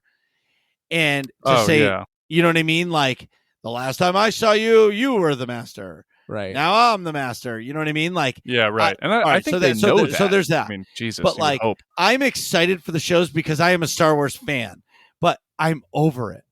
Honestly, like the only content that I am truly looking forward to in the Star Wars universe right now Yeah. is the Acolyte, because it's at a time where the Republic, it's the High Republic ending to the heading towards the movies. Yeah. That's the only time. I'm just over it. Like I love Ahsoka. I like seeing her lightsabers, but like I don't need more Thrawn and Ahsoka. I want new characters Yeah. in I a getcha. in a new galaxy far, far away. Yeah. You know what I mean? Yeah. No, I Like, agree. I agree. Because all of these stories, like not the Ahsoka or the Kenobi, but like the Cassian Andor one, Yeah. it's just going to be lifestyles of the rebellion. Like, Yeah. it's just going to be his story of going through the rebellion. Now, mind you, my second favorite Star Wars movie is Rogue One. Right. Yeah. My Wow, why are we so similar, dude? What's your first? Episode 4. Episode Hope. 4. Okay. Yeah, there you go. respect? But like, okay, but I also really, truly, truly, truly love episode 2. Really? More than episode 3? Yeah, 100%. Wow, that's so strange to me. And it's that not, is and one of my it's least not the favorites. bullshit love part of like Yeah. Anakin Dude, I and hate Padme Sam. rolling around, even though I I hate wish Sam. I was Anakin at that point. But it's not that. It's Don't we all? that that moment in time created everything. Like the Clone Army created the Clone Wars, which was Right. the best Star Wars content ever created, other than the original movies, right? Yeah. Yeah. Right. But like, Clone Wars is huge. yeah, and it gave us everything. Like we saw Clone Troopers. We saw that was when like the Emperor was becoming the Emperor. You know what I mean? Yeah. And Right. like everything, and it was so good. But you Wait a minute, can't. is the line is this how democracy dies with roaring applause? Is that in the second one or the third one? No, that's in the third one. That's in the Third third one. one. Yeah, he takes over the Senate. I have something. I have a deep-hearted spot for the third one. Yeah, the third one's I think my favorite. It's like The third one, and then come yeah, on, Rogue man. One. The It's just so opening good. scene of Revenge of the Sith is the best out of all of the movies. with the ship crashing. Oh, dude, You know, that with is Anakin quite- and Obi-Wan flying through above Coruscant into Grievous's ship. That's the best opening scene of all yeah. the Star Wars movies. Yes. Yeah, it has. It's exciting right from the jump, and they got like really witty quips, and like it has you laughing, it has you excited. Yeah, that's a good point. That intro is quite and quite a start. R2D2 kills all the buzz droids. Like yes, a boss. yeah. And that was the first movie they started having the droids talk. You know, they start saying stupid shit to each other. I think. Well, technically, did they say something in the second movie? I just remember them being a lot more talkative in the third one. I don't know. Sorry, But little weird anyway, thing. but I am excited for it. The thing about the Obi-Wan show is like, because there was the Obi-Wan book, and if you do the Audible book of Obi-Wan, it was actually really good because it takes you through the time of Tatooine and like the things he went through. It was actually pretty good. Yeah, I'm really hoping the series ends with him killing Darth Maul. That would be wicked. No, oh, he does in the animation actually. Well, that's what I imagine what they're going to do in is they're going Rebels. to. Yeah, I think they're going to recreate That would be cool. their sort of live action version of whatever happens in the Rebels. Talk about the most disappointing end of a fight ever. Oh, Yeah, I that didn't was even way see too it. quick. Was it kind of Wait, rushed? you never saw it? The Rebels? No. What? Dude, you gotta. Dude, step up your game. It's gotta be like I don't know. Maybe I'll give it a chance. I don't know. We'll see. If you guys really liked it, maybe I'll give it a shot. Dude, Season you 1 sucked. You gotta slog through season 1. Yeah, and then you'll be season hooked. 1 is just like, ugh, but you get a feel for the things. But like It's like season 2, 3, and 4, dude. Like if you like Star Wars, you're gonna be like, whoa, Oh, this this is is awesome. Okay. Yeah. Agreed. See, I watched it while I had COVID, so I finished Clone Wars and then crushed all of Rebels. So when I had COVID, I watched Loki. Yeah, I didn't watch anything for 4 days. No TV, nothing. yeah. I was like, "What are you doing?" And I was just laying in bed, Just Jeez, playing man. on the backbone. Oh yeah, the Xbox controller on your Yeah. phone. Anyway, That's cool. so Nick, Speaking of movies, you want to talk about Dune? oh my God. Oh, All right. Dune. So Hell yeah. I'm going to play it. We're going to rewind back a couple episodes when we were talking about Nick's dad's TV blowing up, almost catching on fire, which I personally think he poured water in there so it could burn up. And then he would get the approval from the wife to buy a big TV. Right. So I don't know if you know this, Randy, but my dad has the dopest of the dope man cave, full custom bar made by Marcus B814 right here, because he's a carpenter. A whole like 5.1 surround sound with this like a 12-inch subwoofer. Jesus. It's like ridiculous. The speakers Yeah, are like I'm looking at this description you have 5 here. foot.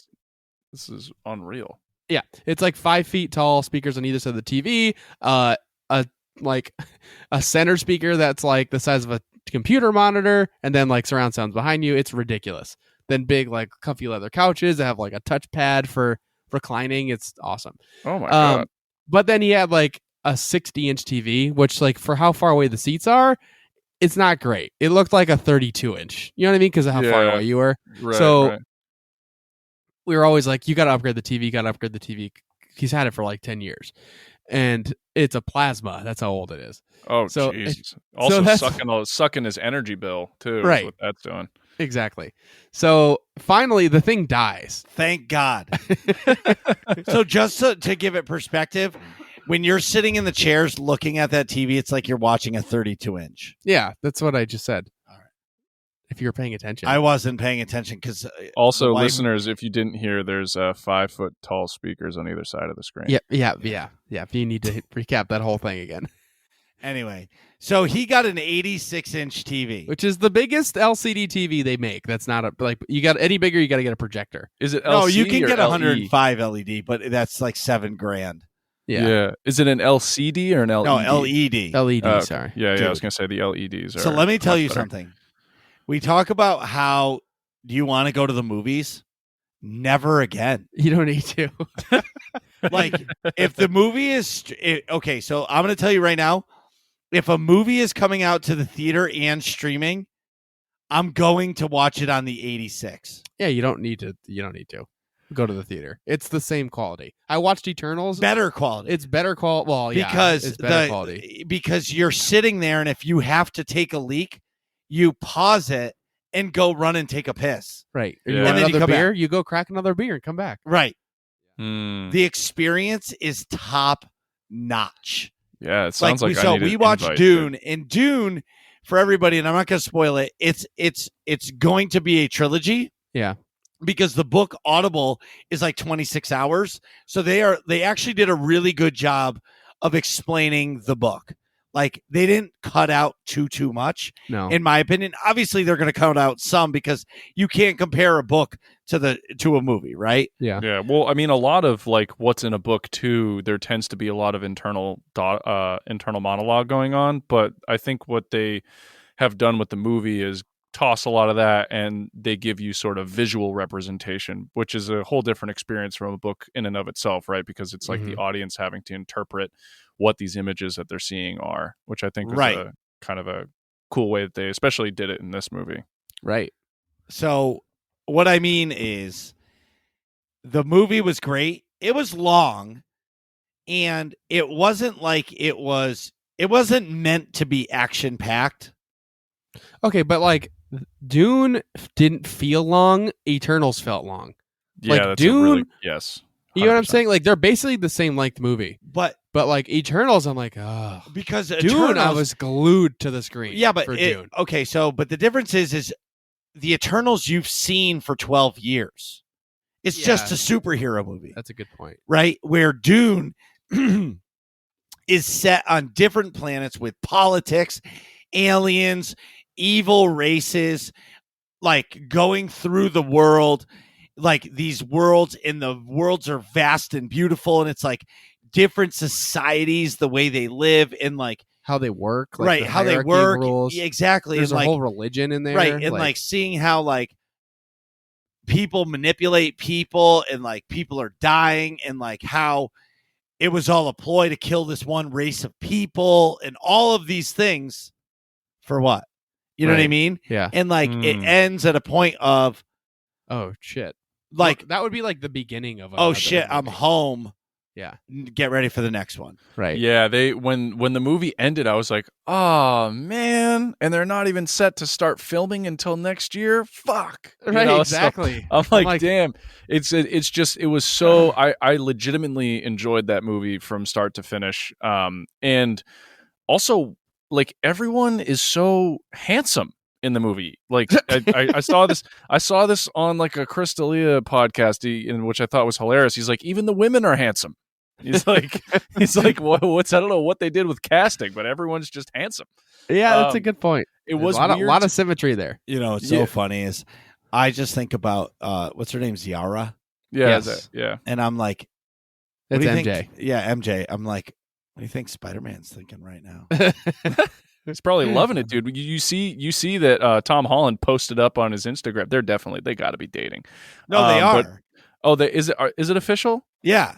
Oh, okay. That makes total sense because I saw him post. Or no, her name's Zendaya, right? Yeah. Yes. Yeah. Yeah. I'm terrible with names. No, it's okay. I believed you for a second, and then when I went to say it, I was like, oh, I think there's a D in there. But yeah. So Zendaya, he posted her on his Instagram and was like, I think it was just like heart eyes on his Instagram page when Dune came out. Isn't that like such a weird relationship? Like imagine being like two mega superstars and like your Instagram post is like the next like absolute smash hit of a sci-fi film.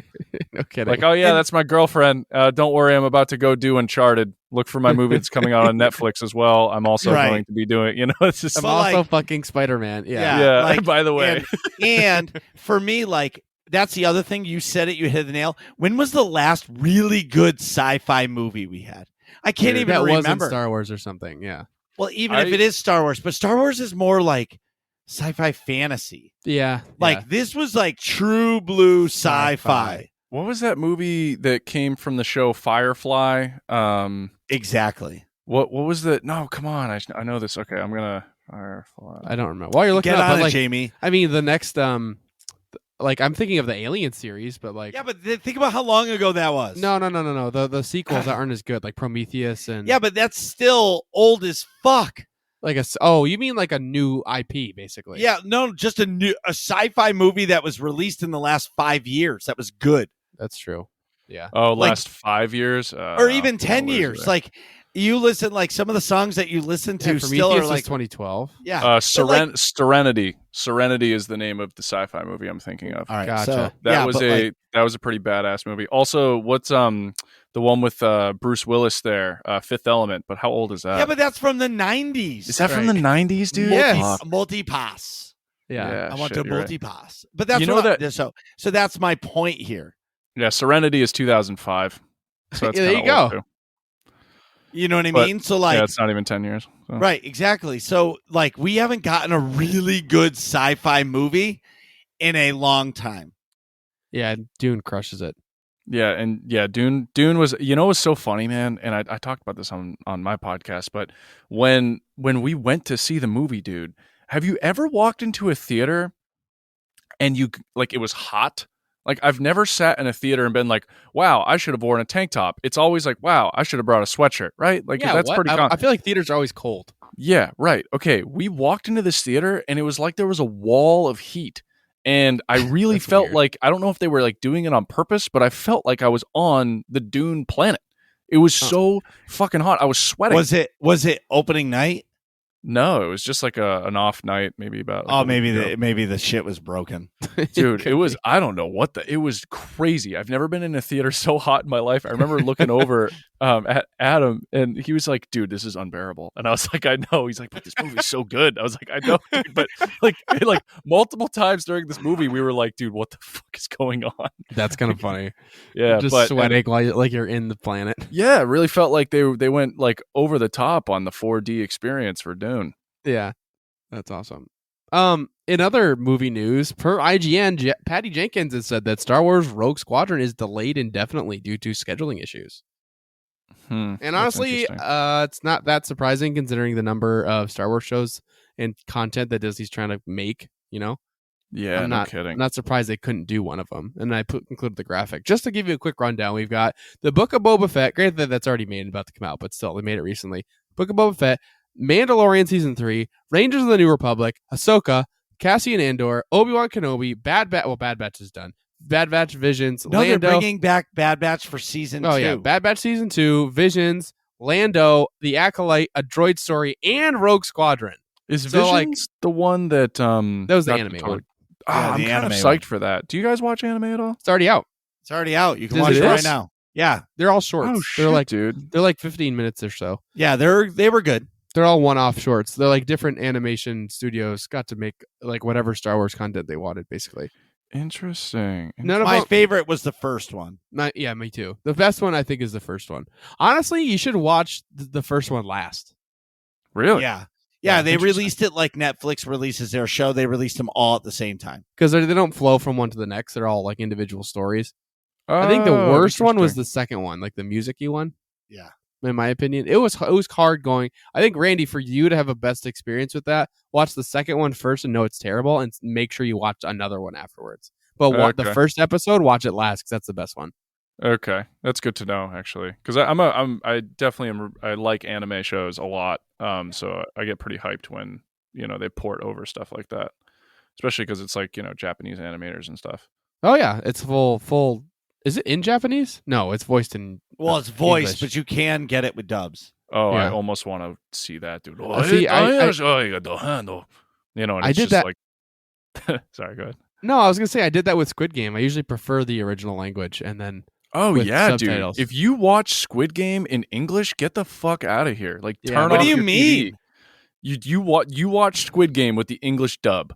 Yes, the updated English dub, and it was good. no, dude. terrible. No. You don't get No. any of the same You need emotions to. from the You need actors. to. Like, Yeah, it's not the it's like- and like you I need don't- to like, I- hear the Korean acting. Like, it's so over the top. It's always like, oh, it's a good choice, Amida. Dude, and they say Mida. There's They like say- extra like Yeah, oomph they on everything. Yeah, And it, like, yeah, they puts they you say in that Mida, culture. dude. You got to Like- say Mida. Then once you Right. say Mida a few times, then you understand why you watch it in Korean. Right. I watched a whole series called shamefully a Korean Odyssey, and it's Okay. like, truthfully, it's not a good show. It's Okay. like it's a really bad show done so well that I fell in love with it.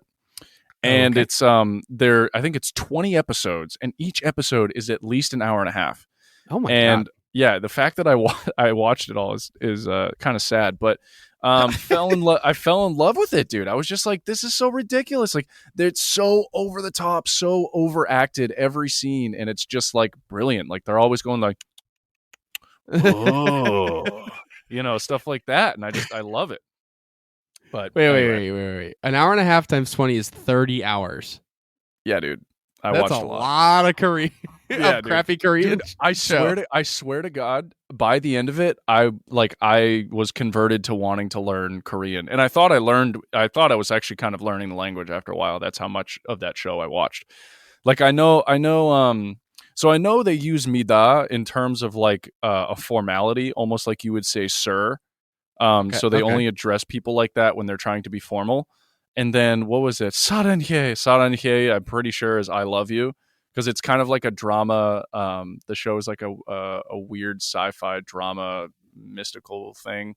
Like I said, the show's ridiculous, but yeah. So, anyways, yeah. Dude, you got to see Squid Game. If someone's listening to this right now and they're debating whether or not to watch it in English or the Korean watch it version, in Korean with dude. subtitles. Yeah, it's worth it. It's worth the 100%. reading.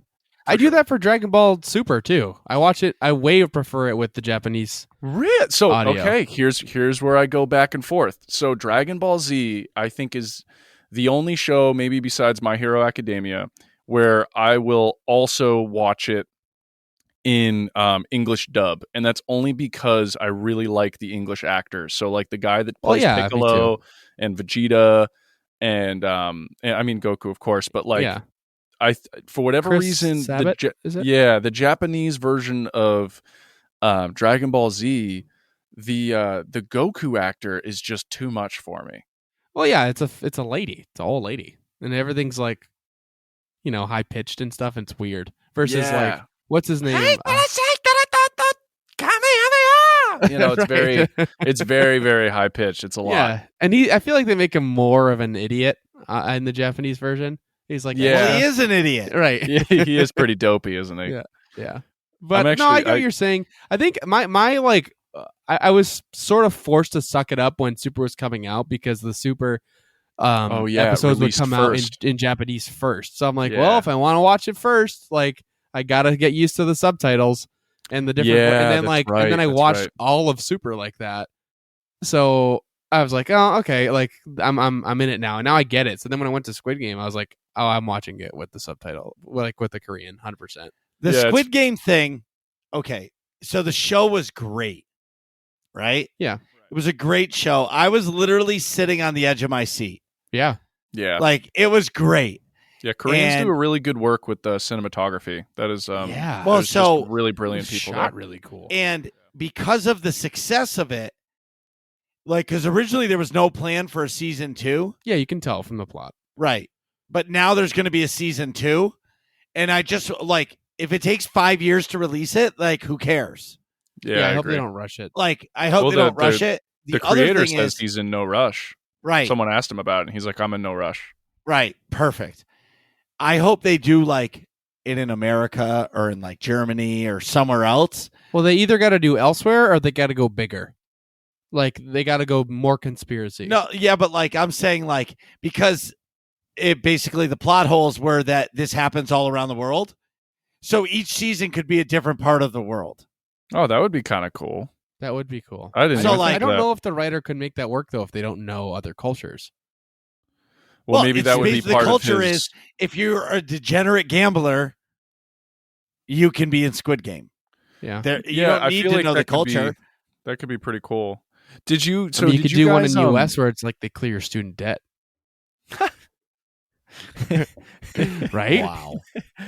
That's what I'm saying. It changes with the culture. Like gambling is popular, but not like that in Korea. You know, like it is. You know what I mean? Yeah. Yeah, I could do that's not bad. Or you But could all I take wanna you could say take it to is- like Venezuela, dude. You could take it to Venezuela where Right, it's people are just literally people like starving and stuff. Right.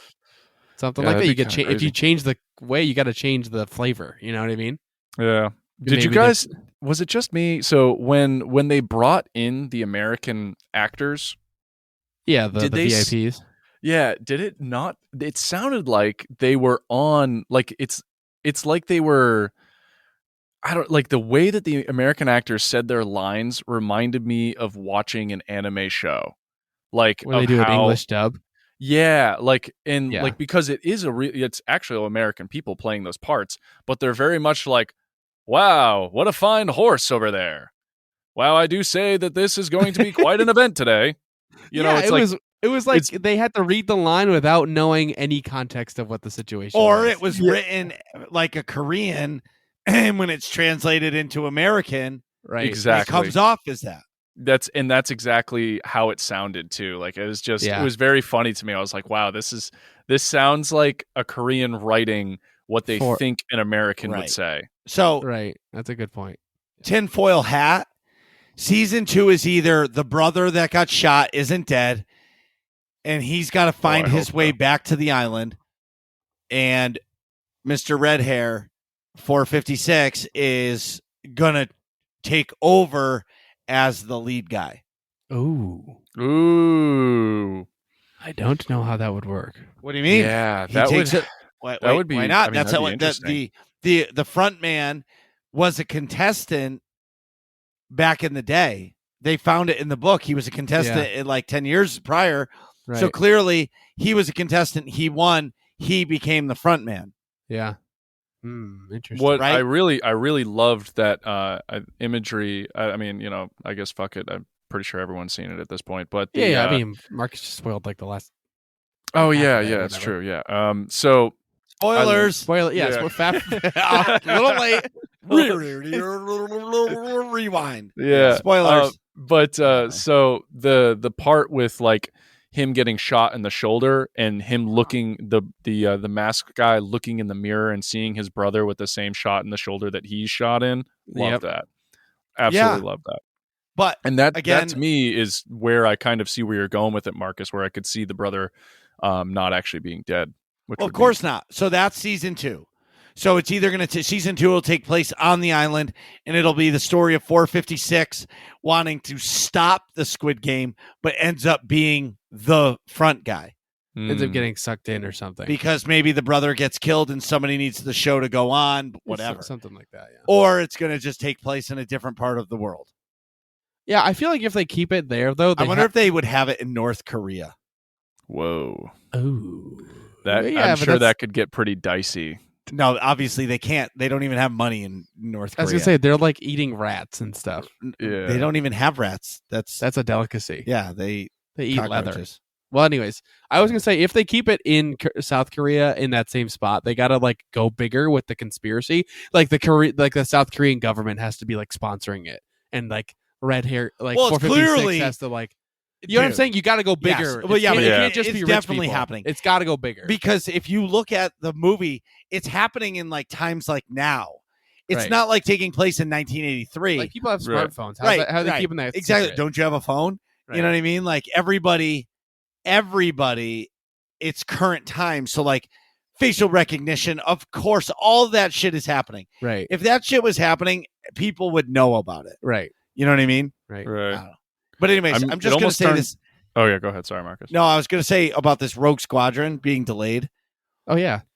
Oh, we were talking about Star Wars. Yeah, right. I just want to say, like, Patty Jenkins is stuck on Wonder Woman. That's why And- she delayed it, right? Right. So I think, because I thought she was only like contracted for 2 movies with them, Mm-hmm. but clearly they probably signed a deal To get her for the third or whatever. or third or whatever, something else. And she's like, fuck, I can't sign this and do Rogue Squadron. Yeah. Yeah, it makes sense. So, Marcus, how's it going? What have you been up to? Oh my God. 2 hours later. So stream has been great. I'll be quick. Stream has been awesome. Everybody hanging out. Like Tuesday and Wednesday was out of control this week. It's just really like, I can't say I don't care about viewers. I don't care about subs. I don't care about that.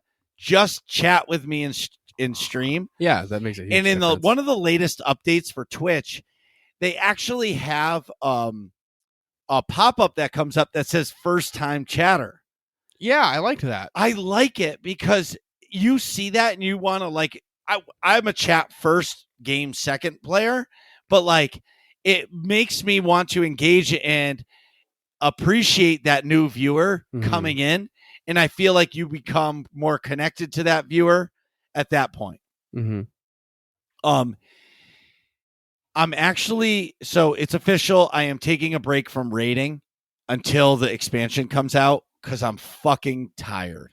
Yeah, dude, you should. Like, there's no point in me doing it right now. And if my team isn't around at 7.0, fine, I'll find a team. You'll take it from there. You know what I mean? Yeah. There's some really good content. Like, I'm enjoying the story content right now, and I'm just finished the main story for a bounty hunter. Yeah. Oh, you did Wednesday? yeah. And I'm starting the expansions, Yeah. but I've never done the expansions as a non-force user in Star Wars. Mhm. So it's actually going to be really exciting for me. And I haven't seen this content in probably 6 years. Right. So it's going to be like brand new to me. Right. So I'm really looking forward to that.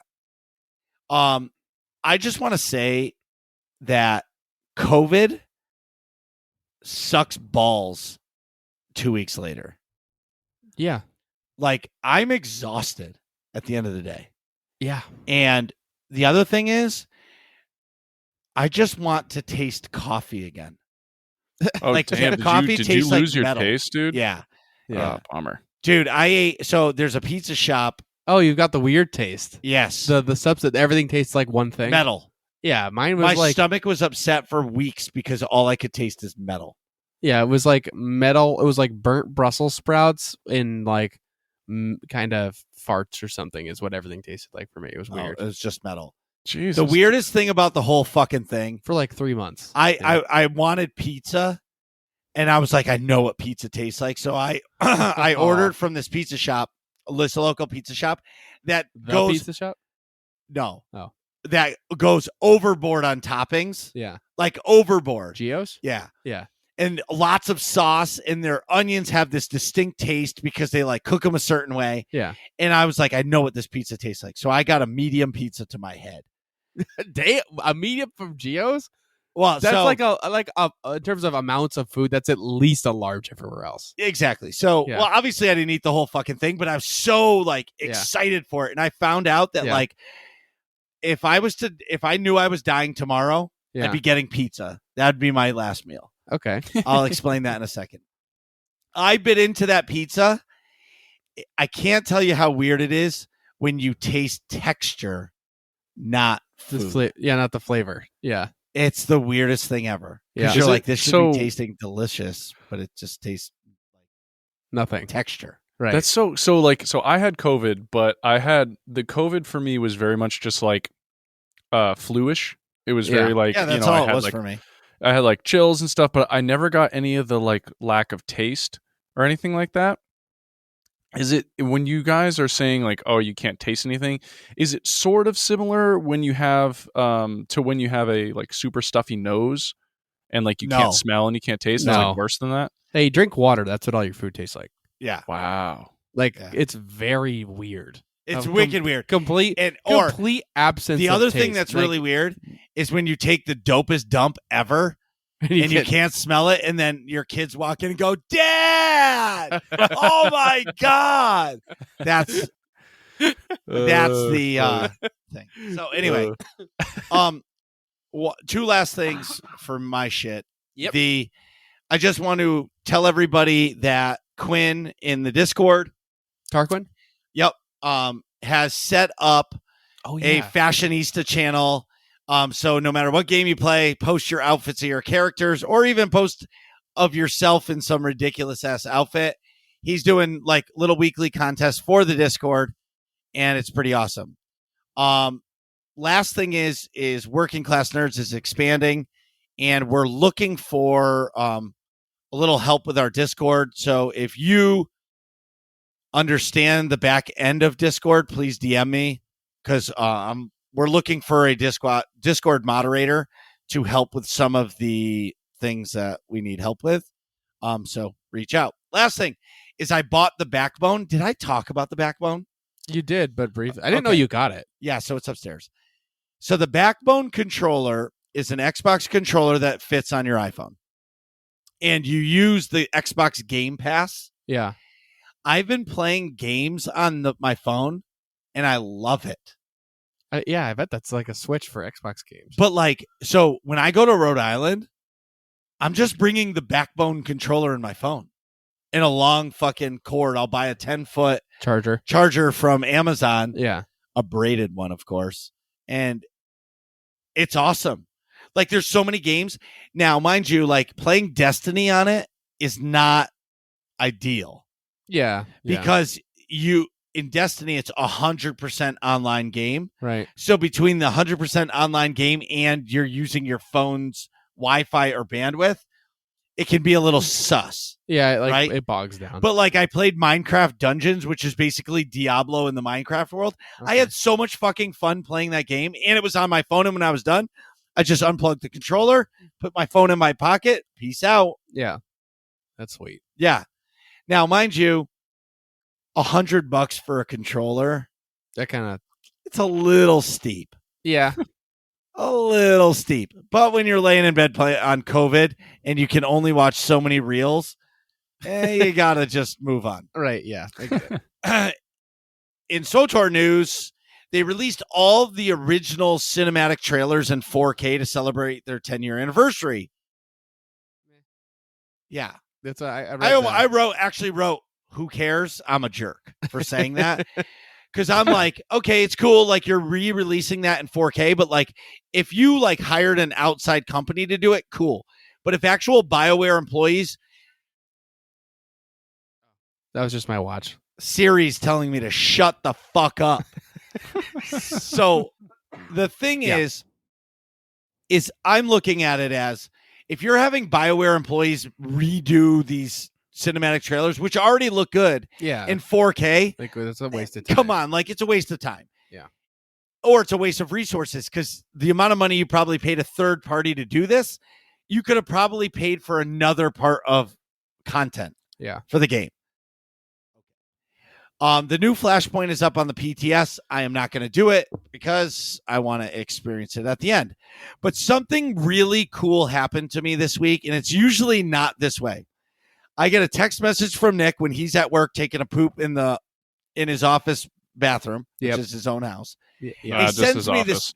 Yeah, right in the queue. He has his toilet is his computer chair, and his desk is sitting in front of him in the bathroom. So like, he Don't mind sends me, everybody. Yeah, exactly. He sends me this screenshot of the Sith Inquisitor. Yeah, go to the second one. Oh yeah, The second one has a comparison, which is Right. cool. and it was the new character design screen. And something that was pretty cool to me was that I didn't even know about this. And I thought it was fake. I told Nick, that's what I said. I was like, dude, is this fake? And he's like, no, this is real. I couldn't believe how good it looks. And it looks so good.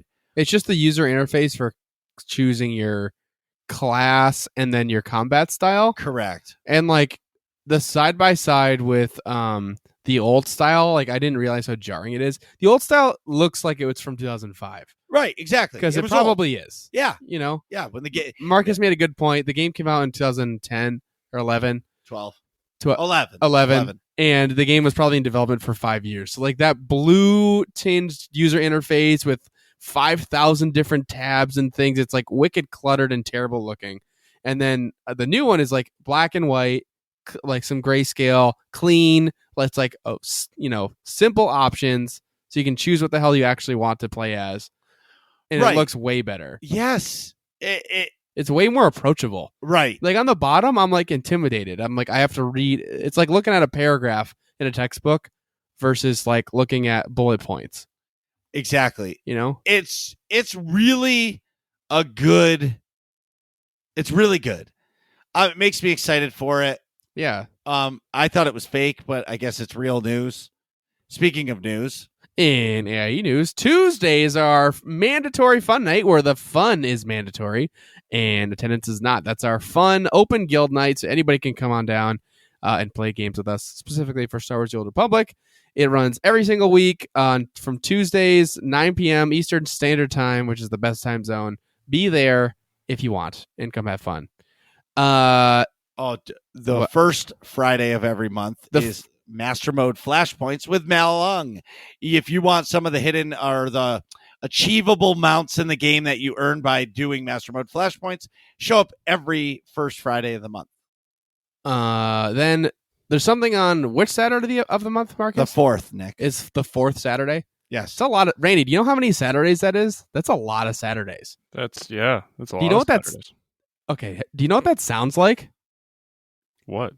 It sounds like Saturday, Saturday, Saturday, Saturday, and it's Mega, the monthly Epic Guild activity, where we'll sell you the whole seat, but you'll only need the edge. Where we'll sell you the seed, but you'll only need the edge. So that was last week, Yep. and it was my first time ever doing the Marcus hunt. So I hit on Tatooine. So what the whole Marcus hunt idea, I borrowed this idea from the Utinis. They do it on the Satil Shan server, which is not the best server. Nope. But anyway, Wait, what's the best server? Starforge, just saying. So Yep. I hit on Tatooine in this random location Yep. and basically told everybody to find me. No clues. Well, that's kind of fun. And every 5 minutes or so, I would say, I am not here. Oh. And you would hear people go, God damn it, that's where I am. And I think it took like 35 minutes for people to find me. Oh, that's Somebody found me. Coda won it, but it was really, really, really fun. And then after that, we did a race around Tatooine, which was really fun as well. I had a lot of fun. It was a cool event. And I look forward to the next ones. And if all this sounds fun to you, go to aie-guild.org, jump in the Discord, the link for which you can find in the top right-hand portion of the website, and ask for a guild invite, whether or not you play Star Wars: The Old Republic or any of the other games that we play. And we mean any of them. Call of Duty, Fortnite, Minecraft, World of Warcraft, Metroid Dread, any of the games. If you play it, so do we, and we would love to have you. Nick, Yep. I know you have to go to the bathroom. I'm basically exploding. All right. So we'll be right back. Jeez, Nick, hurry up. We're trying to finish this podcast. And we're back. So today we're talking all Randy all the time. Randy makes you dandy. It's a lot of Randy. Randy makes you Randy, just so hopefully. for the record, the more I think about this, and it's been in my mind for a while, listeners, like you're hearing his voice and he's got that hot guy voice going, but if he's going on Love Island, he's got the hot guy to go with it, ladies. Yeah, You better hit just up look him up on Randy. Instagram. Yeah, you got to go hit him up on Instagram. I and love have this him flex show. for you. Why? Yeah, Jesus Christ! I should have been on more often. Yeah, come If on I knew I down. was going to just be showered with compliments. Thanks, guys. I mean, yeah, he's a fucking model, obviously. Yeah, for Bang Bros. We already went through dude, this. We already went through this, dude. That's old news. So you're involved in many different media flavors, if you will. Mm. How did you get into each one, and what is your passion? So, oh gosh, yeah, this is a good question Or because maybe start with like describing the flavors. yeah, You know, yeah, I'll Or, like start there. you got a lot of pots cooking on the stove. You know. Yeah, yeah, and it's actually it's funny that you mentioned that because like I do kind of have like a lot of irons in the fire, which is funny because a little backstory. I chose biomedical engineering for my major in college, and that's very much similar to kind of how I am as a person, which is like you're the jack of all trades but master of none. So, like in the biomedical engineering world, you learn electrical and chemical and mechanical and civil, and you learn all these things. And then you learn the bio part and try to put it all together. And so, for me, I do music. I'm a drummer. I'm a singer. I produce music. I have the podcast. I'm writing, or not really writing, but I'm producing my own little web series. I do produce, I think I already mentioned I produce music and stuff, and then like video and all this sorts of stuff. I think probably one of my favorites is, gosh, I do really love music production just because it's something that I got into when I was like 13. Like I learned how to play drums when I was 12, and then I was like, wouldn't it be cool if I could just record this stuff? And so I got like a little 16 track mixer back when I was like 13, 14. And I don't think I got into computers until I was like 15 or 16. That changed the whole game because now you weren't limited to just tracks. Like you could just, you had infinite, as many tracks as your computer could handle before it blew up, which back in that time my computer blew up pretty fast. But it was just like, Yep.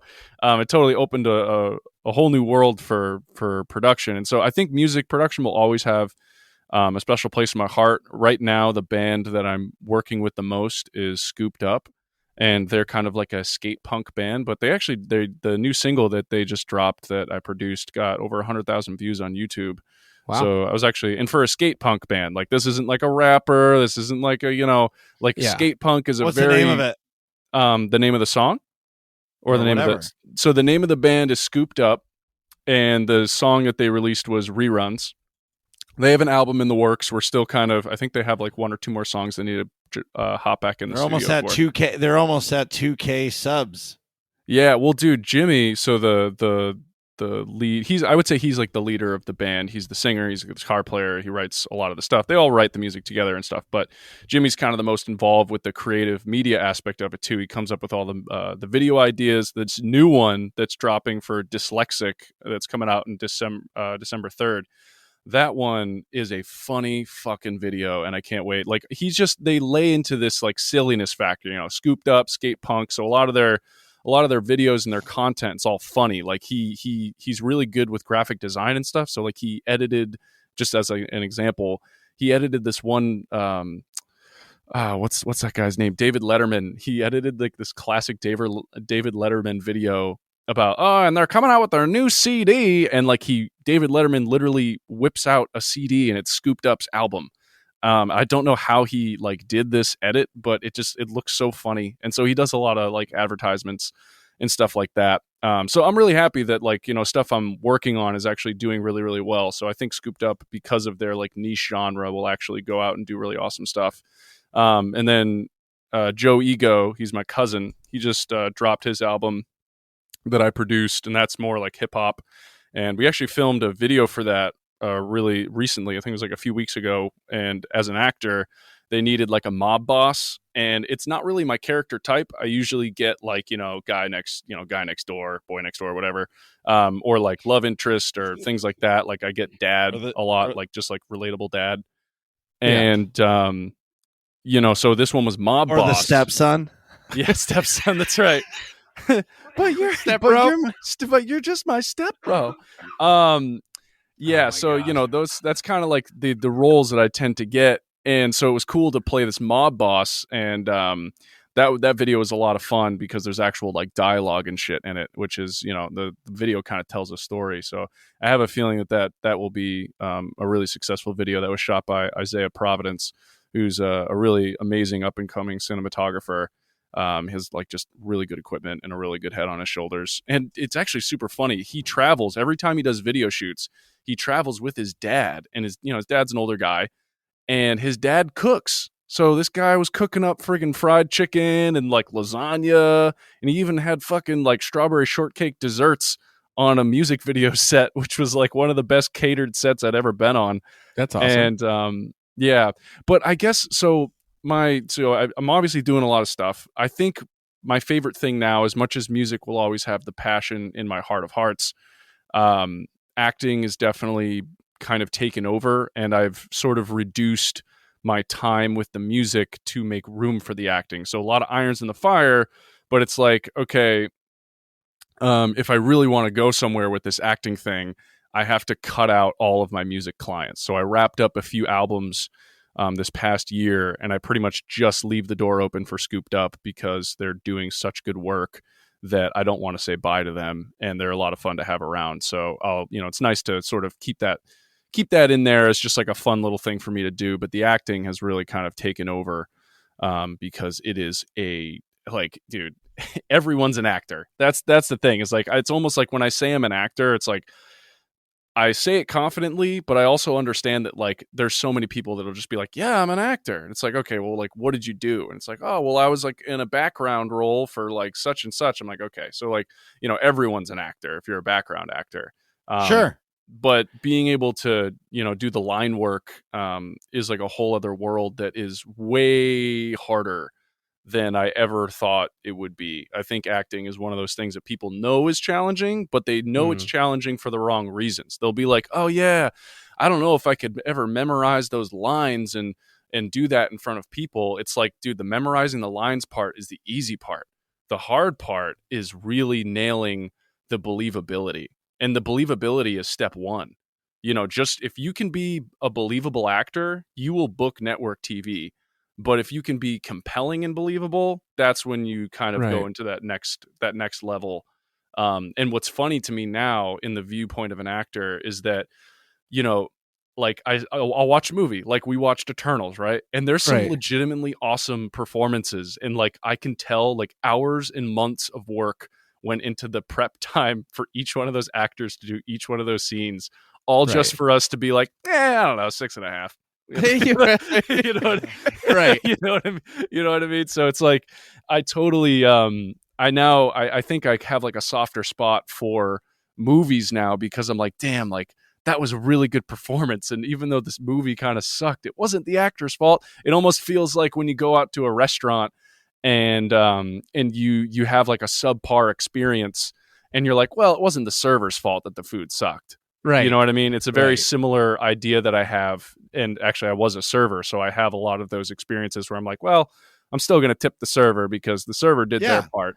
Well, there's this local restaurant, right? The food is incredible, but the service is terrible. Oh, no. That's terrible. tough, but when you get your food, it's like melting in your mouth, and you're like, oh, my God, this is worth the hour and 10 minutes I waited to eat. You know what I mean? Yeah. Yeah. So the nice thing about that, though, if you know that ahead of time, is that you can go in there being like, okay, I understand that I'm going to be sitting in this spot for the next hour and a half. I'm going to mentally prepare for that. I know it's going to be slow. But I know what I'm going to get is amazing. So it's funny. I feel like a restaurant can recover better, like faster, with service that isn't that great, with food that's amazing. 100%. Than getting really good service, but the food is subpar, because the whole reason you're going out is for the fucking food. I mean, the experience is part of it, but it's like, I'm way more forgiving for going back to a restaurant if the food is great and the service was okay. So I'm going to say this, and people are going to shoot me, right? And this is the dad mode, engaged dad mode right now. Okay. Yeah. The two best restaurants, if you have kids, 99, Red Robin. Ooh. Red Robin drops the fries off at your table right away. Kids are instantly happy, right? Right. 99, you get your food semi-quick, but the wait staff is so awesome that as soon as they notice that the kids are bored, they're bringing over ice cream sandwiches, and the parents get to finish their meals. And for me, like, I like to take my kids out to dinner because it teaches them how to act in a fucking restaurant. Right. I have some friends and family members who have kids that don't take their kids out to a restaurant. And when their kids go out to a restaurant, they're fucking animals, Right. Oh yeah. You know what I mean? Dude, as a So- server too, that always sucks. Right, exactly. And like it makes it such a better experience when they get it.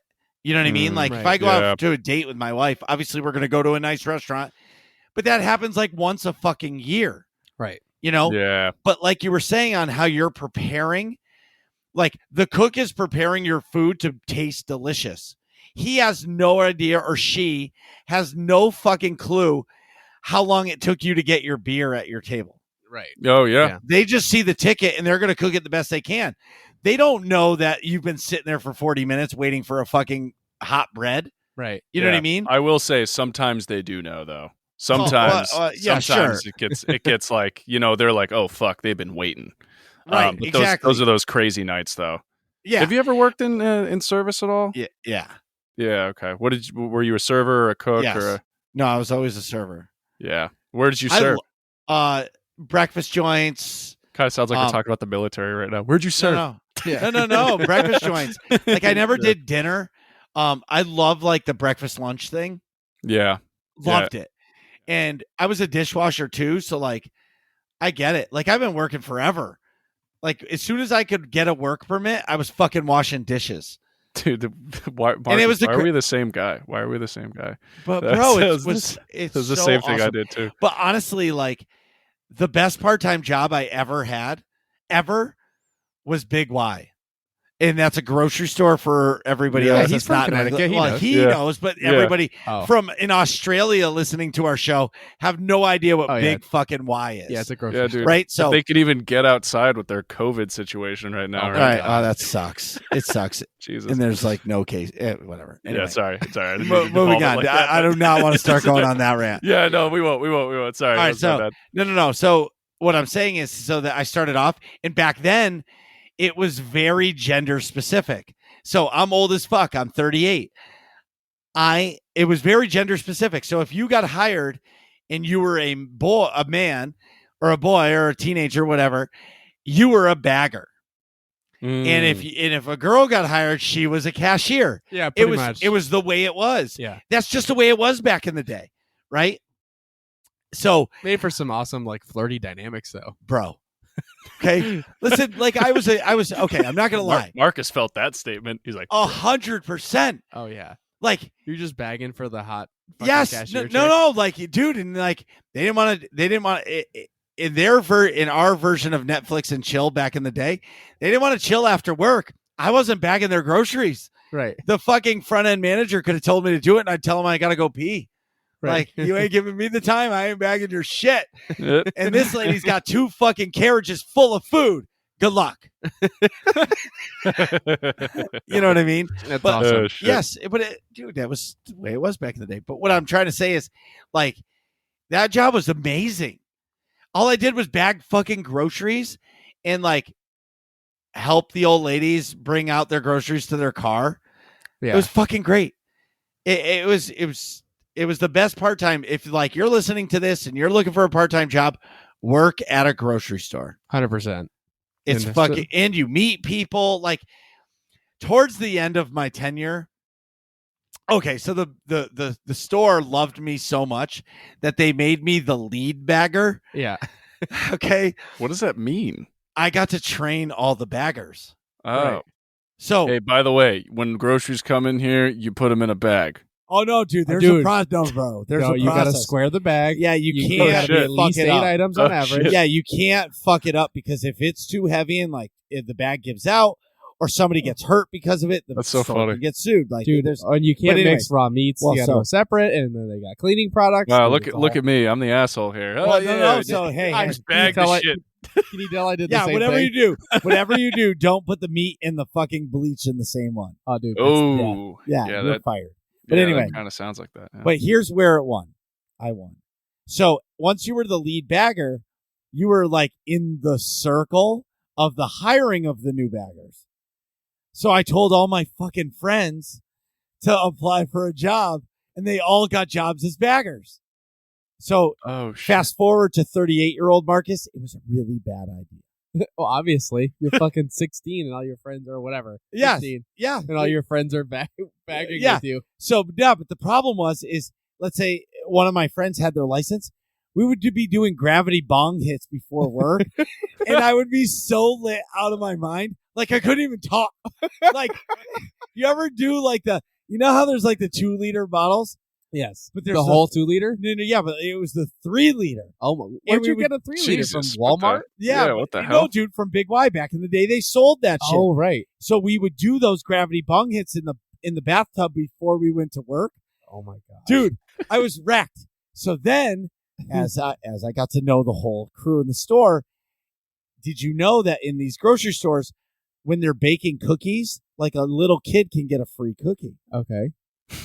Well, when we were stoned as fuck, and I was training my friends how to bag groceries, we had to train them for 3 days. So I made sure I trained them for 3 days, Yeah. and we just got wicked fucking stoned, and then just ate cookies. They're like, oh, I'm showing them where the bakery is. Boom, free cookie. Right. So yeah, wow. So this is where it went bad. And this is my lesson to all of you young kids who want a job and want to take the best job ever, which is the grocery store. Yeah. When you get offered the promotion to do the stocking of the shelves, Don't take it. say no. Yeah, keep bagging. You go from being Mr. Popular with all the customers, all the ladies, Yeah. all the people, to just stocking shelves. And the only time somebody talks to you, can you tell me where the diapers are? Oh, yes, wow. ma'am. So Aisle that's 5. a promotion? It's a promotion to go from bagging to stocking? Yeah, because you get paid more money. Yeah. Oh, you do. interesting. It sucks though. Yeah, the front end they call it, like cashier and bagger. Yeah. That's the it's like the lowest spot basically. Yeah, it's the epicenter though for conversation. Oh yeah. And if you like Yeah. to talk to people, that's the place. That's For the sure. money spot. Yeah. But anyway, I don't even know what we were talking about. Dude, well, I think we were interviewing Randy a little bit. Yeah, we were talking. I think we were trying to. We drove a parallel between a restaurant and like movies and like the opinion of like an actor. So like sometimes when I watch a movie, I'll be Wow. like, oh, the movie sucked, but How the fuck like- did we end up in a because have because no here's idea. here's how because I was like, as a server, sometimes I would be more forgiving because like if the food was bad, meaning the movie was bad, but the server was good, I'd still tip the server. So if the Right. movie's bad but the actors are good, I'd still give the actor the credits. And then we just got into like, well, yeah, because you can't control if the food sucks. Right. You know what I mean? Yeah. Like, and if the server is coming to your table and asking if you want water and hey, your food's coming, and they just do the shrug of the shoulder, like, it's not them. Clearly they want to get you your fucking food Right. because they want that 20 spot as a tip. Yeah, for sure. Yeah, dude. And so I guess like, like being involved in all this stuff, like I said, the acting I think is taking sort of the forefront. And I think I might even be leaning into some of the executive producer work too, because if there's one thing I'm really good at, it's just like meeting people and having a good time. And I didn't realize how important that was, and how few people like that exist in the movie world. Like there's a lot of like people pleasers and stuff, but there was one consistent compliment that I always got on the set of Tuesday, which is just like, I'm having the time of my life, which is coming from crew that worked at Netflix, that worked at HBO. I mean, the guy, Matt, oh gosh, I don't want to butcher his last name, but Matt, he was the first AC, which if you guys don't know with film, you have the cameraman who's the director of photography usually, but the cameraman doesn't focus the camera, and it's not a computer autofocus. There's a separate person who just focuses the camera, and that person is called the AC, or the assistant camera. Okay. Yeah, and they do that because you never want to rely on a computer to focus on someone's face or something in the background. Yeah. Because if you set up and you spend all this time setting up a shot, and then the autofocus bounces, it totally ruins a shot.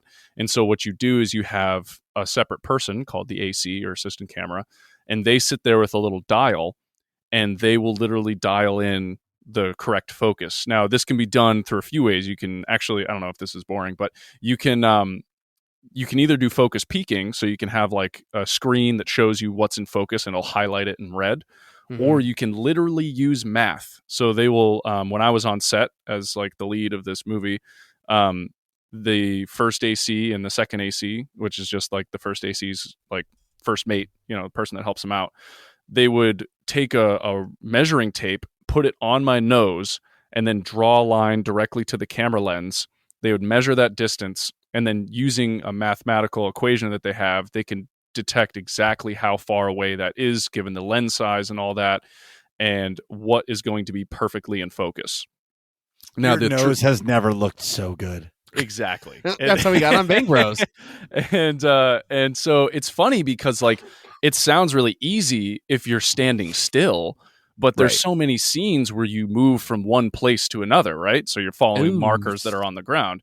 And You so got to pull focus as you go, right? yeah, you need someone who's really good. And so Matt, I'm going to look up his name because it's going to really bug me because he's amazing. He's worked with Tom Cruise before. Sure. Cian Frani. It's Cianfrani. Great guy, super funny, and super talented. And I think if there's one thing I learned about being on set is just treating your crew right. There's a whole thing going on in Hollywood right now, and especially like Netflix and all this stuff, where a lot of crew members are trying to go on strike because they are just not being treated properly. They're working insane 16, 18-hour work shifts, sometimes through the night. And then, I've seen a lot of posts where like these people will be asked to work until 1 a.m. and then have a 7 a.m. call time. So they have to work all day, all the way until super, super late at night, and then go home. And by the time they get home and fall asleep, they sleep for like 2 hours and get up, and then they work another 18-hour day. And so the one thing I learned on set is just how appreciative crew is when you treat them right, when they have coffee on hand, when they have treats on hand, when they got, good lunches, and they're respected and treated like people. And so as much as I love the acting world, I think I'm also kind of falling in love with the relationships that I make with people on set. And so I think the executive producer role that I did also play with Tuesday, I would love to take and do with other films probably somewhere down the road. Just never move to Hollywood. I know, dude. Well, I mean, don't do it. New York is an amazing hub for movies. I mean, there's a movie that's coming out right now that was filmed in Boston with Leonardo DiCaprio and Jennifer Lawrence. And oh my God, what's her name? I'm forgetting. She's like an acting superstar. Meryl Streep. It's like all three of them in this amazing Netflix film that I'm actually really excited for. I think it's supposed to be a sci-fi film, oddly enough. And it was filmed in Boston. So I think because of what Hollywood is doing and because of the crap that's going on over there, I think what we're going to see is the East Coast, start to really sort of take over in a lot of acting avenues. I mean, anything Batman's going to be filmed in New York for the most part, right? Because Gotham is essentially New York City, and same with Metropolis, right? So I think that there's still a lot of really good potential for the East Coast. Here's my thought about going to LA. There's of course so much opportunity out there for the acting world, but I would rather be given opportunities where I'd have to go film over there and then come back home on the East Coast. Do you know what I mean? But we'll see where that goes. But that makes sense. So part of my question you already kind of answered, but what is your on this the question doesn't work. I'm gonna move on. So did you want to do? I'm kind of reading them right now. Did you want to do that second one? Well, so I mean, you answered. So the question is, why put your hands in so many different pots? Is that a strategy to grow your personal brand, or it's just something that you've kind of fell into? Is what I had written. But I mean, if you feel like I've answered it, I can just we can move on. I can probably still talk more about that. Well, so I have so many irons in the fire, hands in pots, however you want to say it, because I'm just a curious individual. I think that's kind of like the main thing about it is like I never half-ass anything. I always whole-ass the whole thing. So like whether that's fitness or nutrition or music, I always do my best. I mean, acting, it's like if I'm going to do it, I'm going to do it. And so what happens now is that with acting especially, is that every new skill I learn is an actable skill I can showcase. So like I also want to learn martial arts. Well, now if I learn how to do boxing, I can now put boxing into my acting sort of toolbox. So if any character is required to be like, hey, like we're looking for someone who's blonde hair, blue eyed, can throw a convincing punch. That's actually a pretty typical thing that you'll see on an actor's access breakdown, which actors access is kind of like the social media for actors, but like not. It's just like a place where they post like, you know, I saw the advertisement for that movie filming with Leo and Jennifer Lawrence on Actors Access in a breakdown, but I wasn't of a high enough notoriety to be even looked at. But the point is that like having all these skills is actually going to is really helpful for me. So being able to play drums and like, even though I can't super play the guitar, I can play chords and really fake it really well. So that's helpful. Being able to sing is obviously helpful. And then it's funny, the whole like growing a personal brand thing. I've never really thought about it as a brand. So like if you look at my Instagram page, it's very much just like I post whatever the fuck I want to post. I got into this thing where for a while I was like, oh, I got to have a certain caption and I have to post a certain thing. And then I don't know what it was, but maybe a year or two, maybe even 3 years back, I just decided like I'm going to just post what I want to post when I want to post it with whatever caption I want to post it at. And that became more of just me. Like Instagram is, and I don't want this to sound like shitty, but less for other people and more for like myself, in the sense of like one of my favorite things about Instagram is that I can just take my finger and scroll back really fast and then tap and then, oh, holy shit. 3 years ago, I went to Oregon with, my buddy Jordan and we took pictures and it was a crazy trip. Yeah. It's like Facebook, but without the bullshit. Yeah. That's why Instagram's the best. Or the metaverse. We need it. Like, we'll talk. Yeah. Did you guys hear about that? Yeah, oh, yeah, of course. Fucking, he's trying to make Facebook the Matrix. Right. Pretty much, dude. I mean, who knows where it goes in, 10, 20 years. Well, the other thing, too, is, so if he's changing the Facebook name to Meta, right? There's going to be no money in Meta. Everything will be in Facebook, but that's who people sue, and there will be no money there to sue because he's doing shitty things. Right. It's just a way to pass the buck. Right. Yeah, I heard that from Ari Shafir on Joe Rogan's podcast. Oh, really? Is that what he said? Oh, really? Yeah. I didn't listen He to said that the same episode. thing. Oh, and then somebody was like, oh, that's the Jew in you talking. Thinking about the litigation. Oh, no, I thought that was funny. Oh, because it's Ari. Right. Well, that's wicked funny. The hard part about what you were saying earlier about acting is everybody's an actor, right? Yep. Whether, we're on a podcast, this is essentially, we're just talking, but You put on like a persona. not really. It's just you're being yourself. But what I'm saying is like, okay, I was on that one podcast where it was like, oh yeah, you did some quote technical voice acting. yes. And like, Yeah. he gave me legitimate lines to read. And he's like, I want 15 versions of every line. Okay. And then he took those lines and put them in there. And that's nothing like what you're doing. But at the same time, when you go to an audition for a part, there's 20,000 people that are auditioning for the same thing. Yep. And it's very a lot of competitive. flavors of the same And thing. this is going back to that Chris Pratt comment. Maybe the directors or whoever, after they watched 15,000 different people say, yeehaw, they were just like, just hire Chris Pratt. It's going to cost us $3 million extra, but then we don't have to do this anymore. Yeah. Yeah. I'm You know what I actually mean? very curious who was in their lineup, because for a part like that, it's like there's certain things I can apply for, right? Like especially like if you're, SAG, which is the Screen Actors Guild, or non-union, which is you're not in the Screen Actors Guild. So there's like certain limitations there. The thing is that it's like backwards. So if you're SAG, you can only do SAG projects, but if you're non-union, you can do SAG projects. You can be considered and they'll get you, but you can also do non-SAG stuff. Anyways, point is that like when you get to those roles are generally speaking not open to the public. They're like only for A-list actors.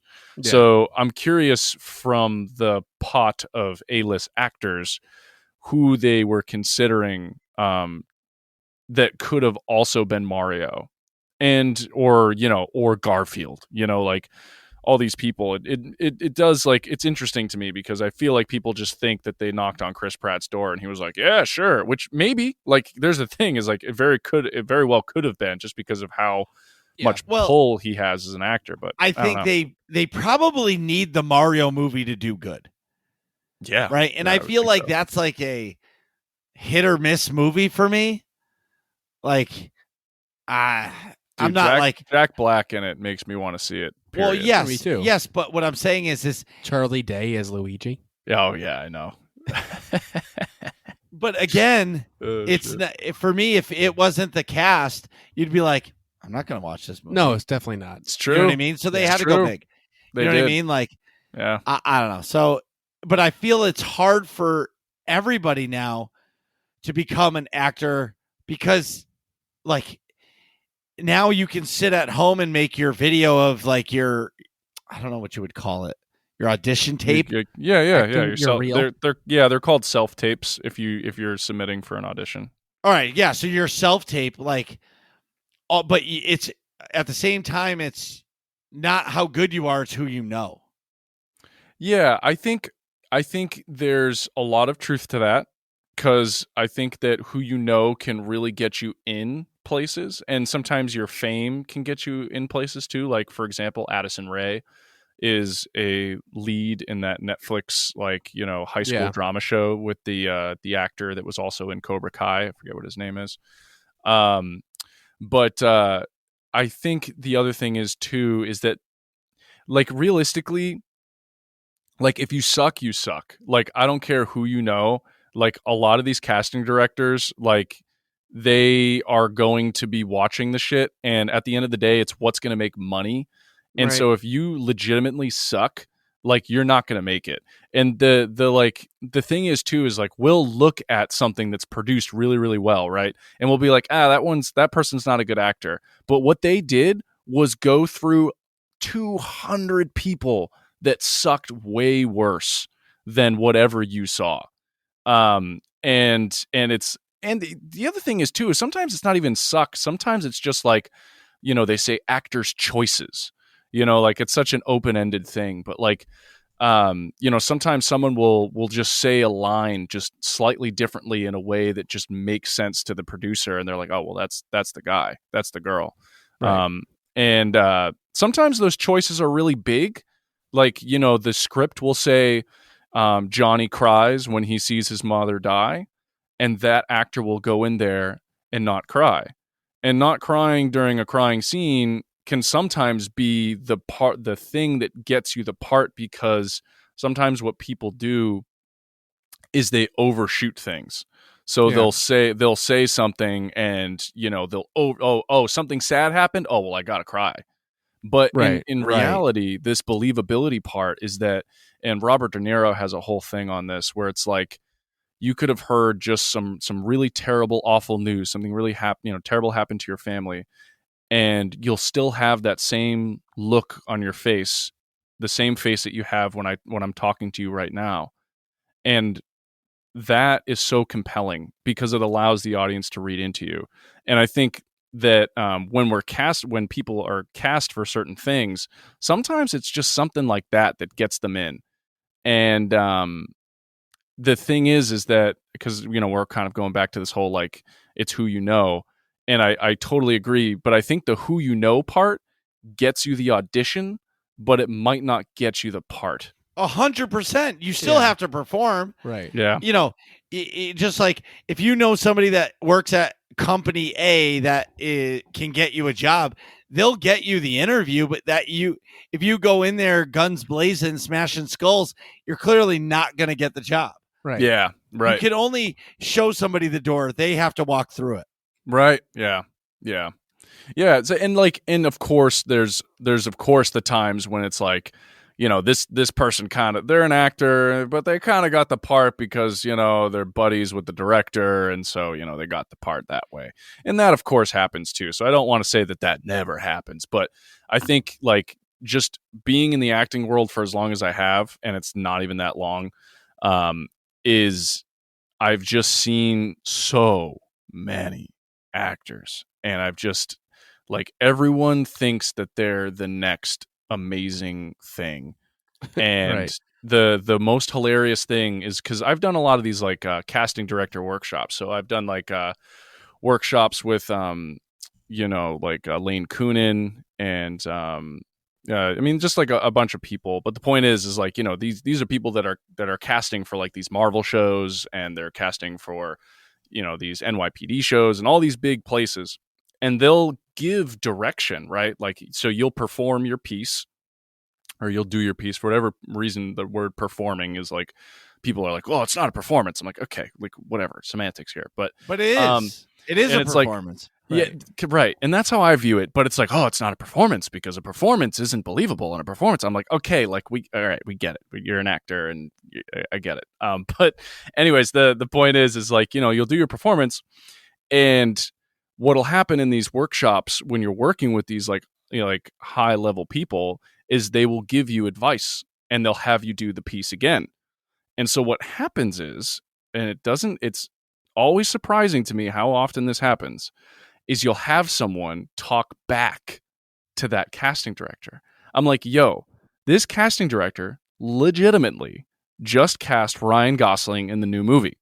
What you shouldn't be doing is telling that person how you should be doing your shit. If that person says, hey, tone it down, speed up, give me more, you fucking do the shit. You don't sit there and tell them that your performance was perfect. And it's so funny how often that shit happens in the acting world. I'm like, damn, like these like actors really do have a chip on their shoulder, even if they're not good. In fact, I feel like you have to. I feel like if you're an actor, you have to have an ego. You have to know in your head, you have to say you're the best, no matter what.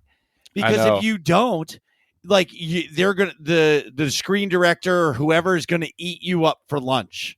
Right. Well, and I think that's I think a false sense of what it should be. It's like, yes, have your confidence, but one of the biggest parts of being an actor is the ability to take direction, which is like, you come there with something prepared and something you've been rehearsing for a while, but you also need to leave wiggle room for potentially what you thought was the idea of the piece is, number one, either not translating, or number two, just not quite what the director wanted. And they're like, all right, well, yes, but can we try this? And your ability to think on your feet and do this and adapt your craft so that you can give them what they're looking for is absolutely key. So if you're that kind of actor that says no, then you're not going to get anywhere, because no one wants to work with an actor that steamrolls everyone when ultimately, like, they're the artist and you are like the paintbrush, right? Right. This might be a bad analog, but like, you're trying to convey the idea of what other people are trying to get across. So if you're steamrolling everything, it's just it's not going to work out. The only time I will say this, the only time that you can get away with that sort of level of arrogance is if you're like fucking Leonardo DiCaprio, and then you're essentially telling the director like, no, this is how this character is. Yeah, but that's a different. That's like apples to oranges, right? Right. Yeah. You know what I mean? Like once you're at that level of Leonardo DiCaprio or any of those, like the triple A stars, it's like Tom Brady on the field. You think the offensive coordinator is telling Tom Brady how to play the game? Yeah, fuck exactly. No. Yeah, He's probably calling a play and he's looking at him like, go fuck yourself. I've seen him do that. Right. Like I've seen him huddle, especially with Exactly. Tampa Bay. I've seen him, they call a huddle, and he'll be in the huddle, turn around and go, no. and then they call him and he's like, okay, that's better. Yeah. Give him the thumbs up. Yeah, that's Right. and that is a wonderful analogy, because like, if you're just starting out as a quarterback, you're going to take that advice because that's your job and that's what you're there to do. But when you are Tom Brady and you got all them rings on your fingers, it's a whole That's different right. ball game. Yes, 100%. So in working class fashions, we ask this question to every single guest. Wait, let's do the silly one first. Okay. What's your favorite ice cream flavor? Now, this means a lot because we've been recording for a long time, and your answer is going to shade the perception of this episode because people God. really care. What is your favorite ice cream flavor? Oh wow, a lot of no pressure or anything, but well, and it's funny. It's so If I you was say thinking- pistachios, we're deleting the audio. Yeah. I don't care that this podcast is almost 3 fucking hours. This audio is going in the trash. So god damn it. All right. So favorite ice cream flavor. Okay. You can give a Mount Rushmore if need be, but Yeah, well, okay. So I feel like the child in me always loved chocolate chip cookie dough. okay. And as I've gotten older, I've really taken a liking to anything that's like. So first of all, key thing for me in ice cream flavors, and this will probably divide the room for whoever's listening. Okay. Vanilla base has to be vanilla base. As much like I'm not a huge chocolate person unless it's Rocky Road. Rocky Road, I think, is the ultimate chocolate ice cream flavor. Because it's got the marshmallow, it's got the nuts, it's got the chocolate. It's the only way I can do a chocolate flavor. Otherwise, chocolate's a little too rich and it's just like, chocolate. Yeah, it's like it's a little much for me. If I'm gonna have an ice cream, I really like a vanilla base with some sort of creative toppings or something in the ice cream, right? So that's why I really like. All right. So what was like just chocolate chip cookie dough? Well, and That's then the I was final answer. Hold up, and then I was gonna say that's the final. There's a lot of judgment in that. Well, He's judging you I know on your ice cream. It's okay. That's okay. So Nick, do you make your own ice creams ever? I have tried and failed once in high school. Okay. So I also have next limited time- options. I'm allergic to chocolate. Don't forget. yeah. Oh shit! I didn't know you were allergic to chocolate. I think. Wait, does that mean moons can ago- you have Oreos? Is Nope. there chocolate in Oreos? Sure you is. can't have. Oh shit! You can't have chocolate. You can't have Oreos because so the thing is I actually like to make ice cream at home. It's and any guys or gals out there looking for a really awesome date idea, get an ice cream maker. Cuisinart is they sell it at your local Target. It's like $60. And it comes with a whole instruction manual. It's very easy. And you can make literally any ice cream flavor you can fucking think of. And one of my favorite things to do with that is you make a vanilla base, you go to the store, you find any Oreo cookie that is somewhat appealing to you. Some really good ones are the peanut butter Oreo. The chocolate chip marshmallow the chocolate marshmallow Oreo makes a really good ice cream. But as far as sorry, I went off on a tangent on making ice creams, but really good date idea. Every time I make ice cream on a date, they're always like, "What? You can make ice cream?" I'm like, "Yeah, I can make ice cream." And Wow, chicka, wow, wow. yeah. Wow, That's, of all the Shut avenues up. to get laid, I would have never thought, yes, I can make ice cream. I can, by the way. Wait, do you see the way I churn your insides? yeah. Oh, this shit. Cuisinart ain't got shit on Yeah, me. Cuisinart ain't got shit. No, but yeah. So, dude, favorite ice cream. I really should have prepared this before I got on here because I probably would have had a better idea of other things that I like. But yeah, dude, I actually one of my favorite things to do with ice cream is every time I go to a new place, like a new town, or if I'm traveling, it's kind of a family thing too. We'll stop off at a local ice cream shop.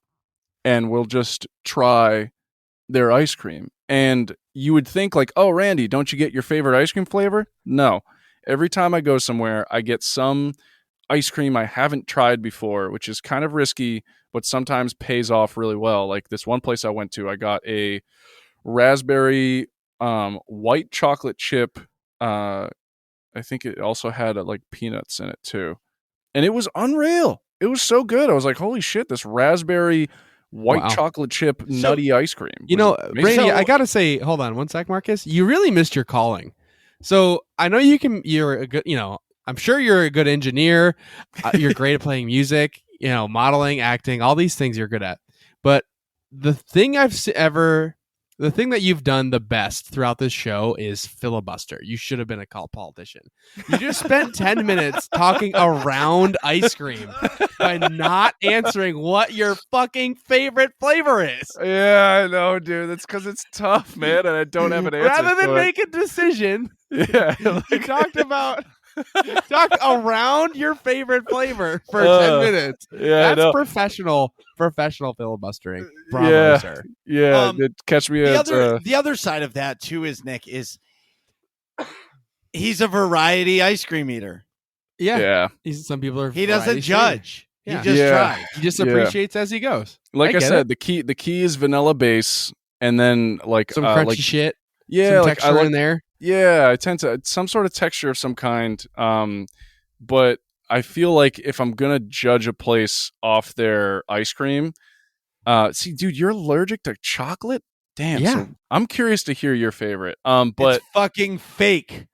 He is not allergic to chocolate. God. Nick, I have some good chocolate upstairs. You want a Reese's peanut butter cup? No, he does this all the time. It's like, oh my. Anyways, so I was gonna say, I like Moose my Track favorite. is a good one to judge it off of, but yeah, there you go. My favorites. I like a few different ones. So store bought things. I like the cinnamon buns from Ben and Jerry's, or Ben and Jerry's is my favorite like store bought flavor. Yeah. Strawberry cheesecake's pretty good. My favorite from Ben and Jerry's though is salted caramel core. It's like a big old glob of caramel in the middle. It's caramel's amazing. Vanilla base, something swirl, and then Blondie's chunks in there, which is awesome. Oh, Jesus. Yeah, that sounds amazing. My favorite ice cream spot in the world though is this place called Scoop Deck in Wells, Maine, and their blueberry crumble ice cream is my favorite in the whole world. Yeah, you can't miss out on the fruity ice creams. I think that's something that gets kind of looked over. Yep. Yeah, slept on's a great term for it because, like, dude, a solid strawberry ice cream will rock your world if it's like shitty real strawberries too. Yeah, and there's some really shitty strawberries. One of my favorite ice cream spots is this place called We Like It in is it Pomfret or Putnam, Connecticut? But it's like we and then lie, like Li Kit, Kit.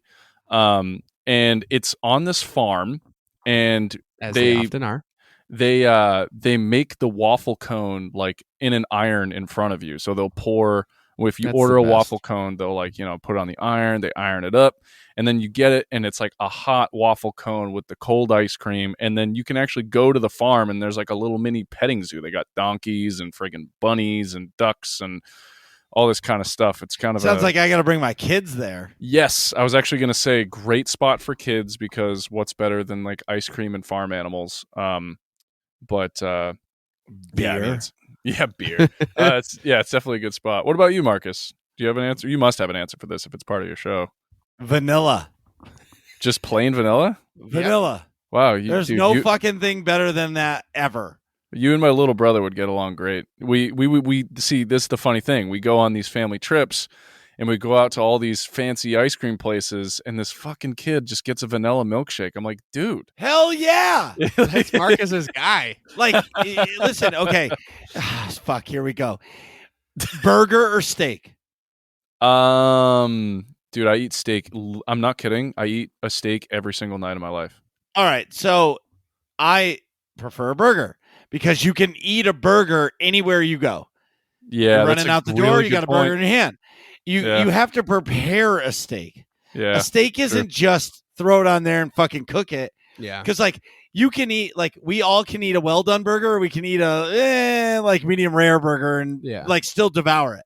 But if you get a well done steak, you're like, fuck, this sucks. Yeah, yeah. Well, here's the thing: steaks suck too. Yeah, and here's the thing about a burger that's so amazing is that you can go to a city that you've never been in, to a restaurant that you've never been in, and whether the restaurant sucks or is okay or is great, you know that the burger in at least in America is going to be tolerable. Like America is at least acceptable. Yeah. Like if the burger sucks, the restaurant might as well close, because a burger is not fucking hard. So it's like if you're fucking up the burger, like just close up shop. Like Yeah. that's it. Like, Exactly. you're done. So it's Right. like I do appreciate that that's the view you have, because a burger really is all reliable, as it Yeah. were. Absolutely. So I have another question for you. Here we go. Are you ready for this? I think so. This one matters a lot to me. This one, yes, tells us a lot about you. So, in the entirety of the Star Wars galaxy, Oh, God. who is your favorite character? Oh, Jesus Christ. And you don't get to hear Marcus or I's first. Yeah, of course. Well, mine you wouldn't even know who it is, but Yeah. Well, maybe. Oh, I wouldn't. Wow, that's a weird. not unless you're familiar with Legends. Oh, wow, dude. It's down the rabbit hole, huh? Yep. That's and this might be uber generic, but so and maybe not fully generic, but Obi-Wan or Qui-Gon Jinn, and I was always bummed that they never brought Qui-Gon Jinn back. I mean, come on, it's Liam Neeson. He absolutely killed it, and that scene where he dies, I was in the theater for so I'm a little younger. 1995. So when Phantom Menace came out, You were and 4. yeah, exactly. And I was when- 13. As was I.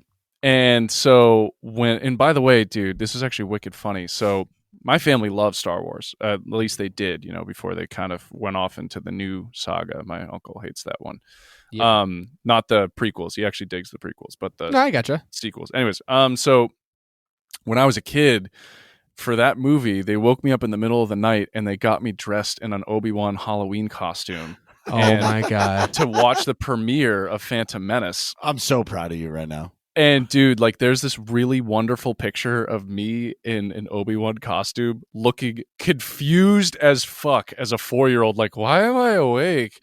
And like and then we went and we watched Phantom Menace, and I remember the only thing I had to say after that movie, because my uncle was like, what'd you think? And I just looked at him and I was like, I liked that story. And I was obsessed with Star Wars ever since. And that scene where Qui-Gon Jinn dies as a kid broke my heart. And so I was always bummed that they never brought him back for anything. I hope they do at some point. I don't know if they will, but I would love to see Liam Neeson in a lightsaber again. But ultimately, the spot kind of goes to Obi-Wan for me. Ian McGregor is amazing, and I just I've always loved his character throughout the series, even in the the original with A New Hope. Yeah. So What are some goals for you over the next 12 months? whoa! So I don't get to hear you guys' answer to that question? You have to listen to any of the previous episodes of Working Class Nerds. No, Oh, you shit. can give the short version. I I'm can just give the kidding. short version. My favorite Okay. character is R2D2. Oh, R2 okay, doesn't sick. need the Force. He doesn't need anything. He's just there to help people, and every time his friends need him, he is there for them. Oh, love it. Mine is actually Darth Bane. Oh, interesting. I've Yes. heard of Darth Bane before. So to give you the quick rundown, Darth Bane in the way back times, Darth Bane was the original Sith who created the rule of 2. So there was lots and lots of Sith. Darth Bane killed them all, tricked them, and he knew that the Sith would never go anywhere because there's always too much infighting, people Right. killing each other, trying to get up power, and not working towards a goal as a group. So he created the rule of 2. The Darth Bane trilogy of books are fantastic if you ever read them or listen to them, like I did on Audible. I have a feeling you probably won't listen to them because it's long, but the end of it leads off where you don't. It's vague as to whether or not he mastered the ability of essence transfer and so his apprentice kills him, obviously, because that's the rule of 2. And it's vague as to whether or not he transferred his essentially Force Ghost into his apprentice or not.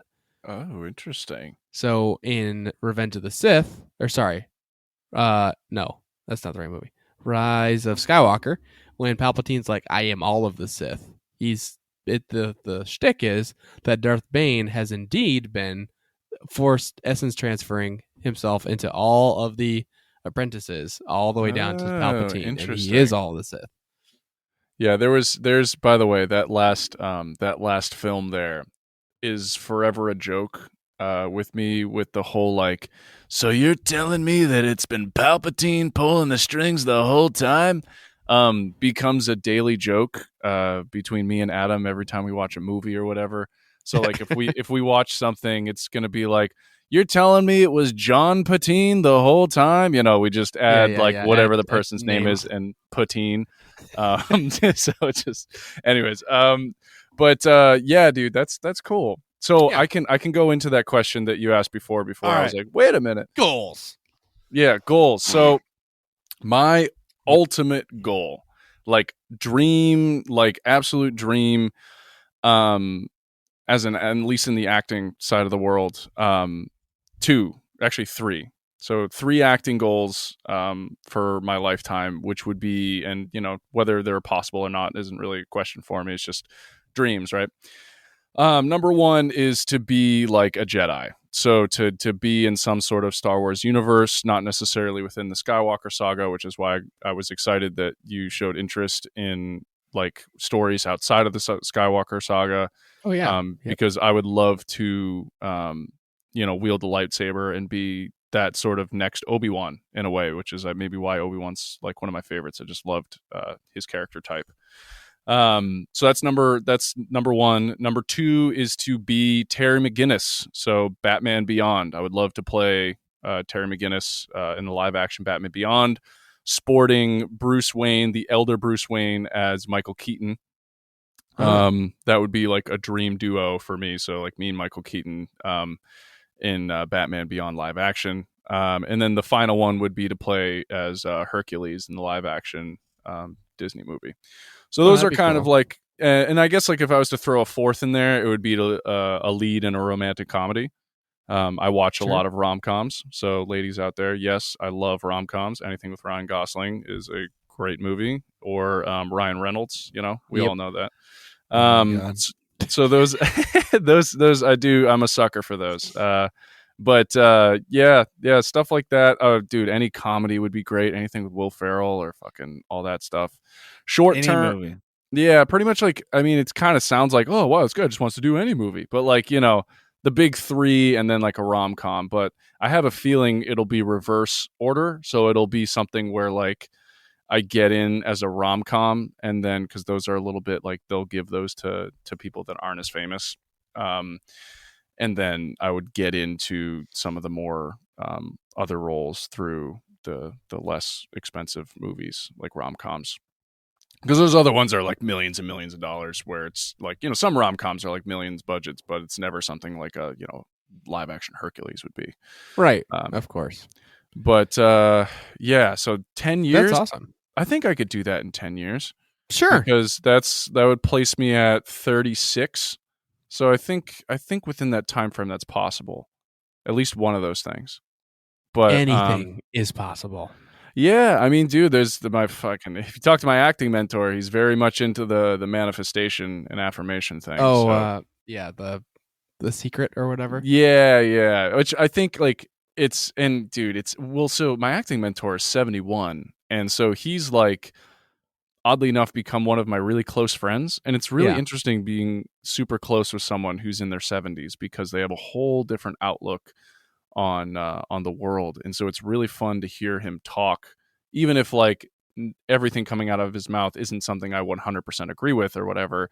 Right. It's a lot of experiences. Yeah. It's like, well, this guy does know something I don't know. He's lived nearly almost 3 of my lives at this point. Right. So it's like, you know, clearly, and that's what's funny too, is when you talk to someone that age, boy, do they have stuff to talk about. I mean, it sounds like they've lived 3 lives. Like he'll tell me, oh, I was in the military and I did this, and then I did theater for 15 years. I'm like, for 15 years, you did this one thing, and that was just a blip on your radar. Right. So, go ahead. I was going to say, that's a lot of experiences, man. Yeah, it really is. So that's 10 year. Did you say short term too? I can go into short term. I did. So short term. So I did. It's funny with the whole, and if you do believe in manifestation, I kind of did. I said by the end of this year, I want to be on a TV show, and I was on Murder Nation as a detective, which aired a few weeks ago. But the funny part about it is, admittedly, they took out so much stuff to the point where it's like, all the lines and everything I did, they favored the documentary side of it. And then they just kind of placed images of me in frame with the documentary. Sure. So it was like I made it onto national television. It's an HLN network show, but I should have been more specific with what I was asking for, which is I want to be like, a co-star on a TV series or something like that for network. We got to television. start somewhere, right? Oh, it's all yeah. about the resume. If you have nothing on the resume, people don't give a shit. If you 100%. have a bunch of little shit, even if it didn't go right, to some people that means, okay, this guy's got some experience, let's go. Yeah. Move on. Exactly. You know? 100%. I mean, this is kind of like how I would think about like stand-up comedians. Like, you never start off by selling out arenas. No, you eat shit at open mics. Yeah, Right. exactly. And so this is my like open mic night phase, essentially, where I'm doing these really, really small gigs, and kind of working at it. So I think short term, I have a lot of high prospects for Tuesday. I think Tuesday truly is a beautiful film, and I'm very, very excited for how that does in festivals. I'll know a lot more within the next 2 months about how big it'll be, but the goal for that is I want that to be on a streaming service by this time next year. So that'll be either Netflix, Hulu, at the very least Amazon Prime. I say at the very least because Amazon Prime's a little bit looser in terms of like their content that they allow on there. Yeah. So it'll definitely be in one of those three places. My director really wants HBO, and I think HBO is great. My only like thing with HBO is that not a lot of people have HBO. And my whole goal is for people, like the most amount of people to see it. So I want to put it in a place where the more people can see it, even if like technically I don't make nearly as much money off the film. Cause like HBO, because it's such a premium service, you make more money. But I would rather just more people see it. Which is why I prefer like the Netflix or Hulu avenue. Sure. And then I guess acting, I want to do some like legitimate TV spots within the next year or so, which I think is also pretty possible. Hell yeah. So what is your favorite media moment that you've been involved in? Like a project you're working on or something cool happened and like it was an awesome moment that you just stands out to you. Normally we do this to streamers and be like, what's your favorite stream moment? Right. So I do think that my favorite, I'll say two, but my top one for sure is on the set of Tuesday. There's a scene at the end that is very emotional, and it took a lot of prep time to prepare for. And the highest emotional scenes are stacked right next to each other, and the way that we were filming, which doesn't always happen, where with film you don't always film things in chronological order. In fact, most of the time you don't. You film things out of order and then they paste it together in post. Right. But with this last day, it just worked such that we were fighting against the sun. So we were filming the morning scenes in the morning, the day scenes in the day, and then the evening scenes in the evening. And so we were literally racing against time. And there's this really, really emotional scene at the end. And it's the first time the crew and everyone is hearing this scene. So they've maybe seen it on the script, on like the working shot list and stuff, but they haven't actually seen the scene acted out. And we do the scene for the first time and we finish the scene and everyone on set was crying and was legitimately emotional. I had multiple people coming up to me, giving me pats on the back. Like, dude, that was fantastic. Seriously, like, great job.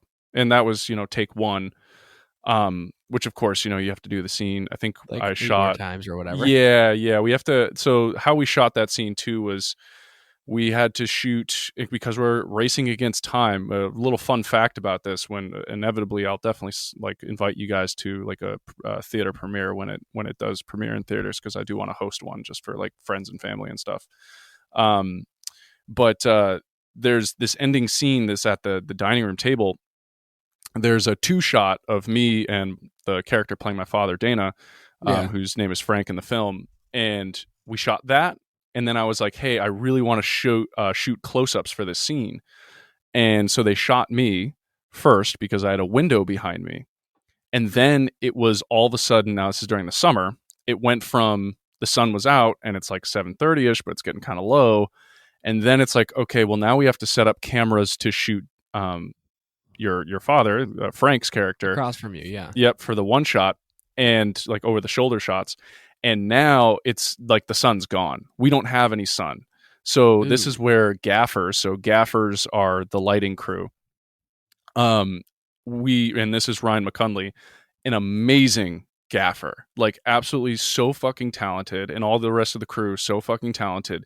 They turned night into day, which is so hard to do. It's so much easier to do day into night, like, which is like filming something that's during the day inside a house, but it looks like nighttime. And you can just bar off windows and stuff. But making it look like the sun is still up when it's nighttime out is fucking tough. And they nailed it. So it was like number one moment for me, medium moment, was this part where I had been rehearsing the scene for months and months and months. And I got that reaction that I was dreaming of, which was that everyone got super emotional. And that meant so much to me because the script means so much to me. Yeah. And then number two is that this seemingly dark, like it's 9:30 at night when we go to actually shoot his scene. And when you look at it, it looks like the same exact moment during the time of day. And it's just like absolutely fucking amazing that we were able to actually pull that off. That's so sweet. Yeah. I think I'll throw one more in for a bonus. When I did shoot that series, that HLN network series, Murder Nation, I went to the studio. Murder Nation. Yeah, Murder Nation. I went to that almost sounded like Double Kill. Is it Blood on the Bayou? No, Blood on the one that I was in was. Are you looking up Murder Nation right now? Of course. Yeah. So the one that I was in. Oh, HLN. Here we go. I think I was. Was I Sins at the Synagogue? I forget which one I was, because they were kind of like, they told me I was episode 4, but then my episode got pushed to season 2, so I don't actually know which episode it actually ended up being. Okay. But I can look that up later. But the amazing part about that was we were filming at the same studio that Pirates of the Caribbean was shot at, that Sixth Sense was shot at, that like all these like really famous movies shot at this same studio that I was shooting in.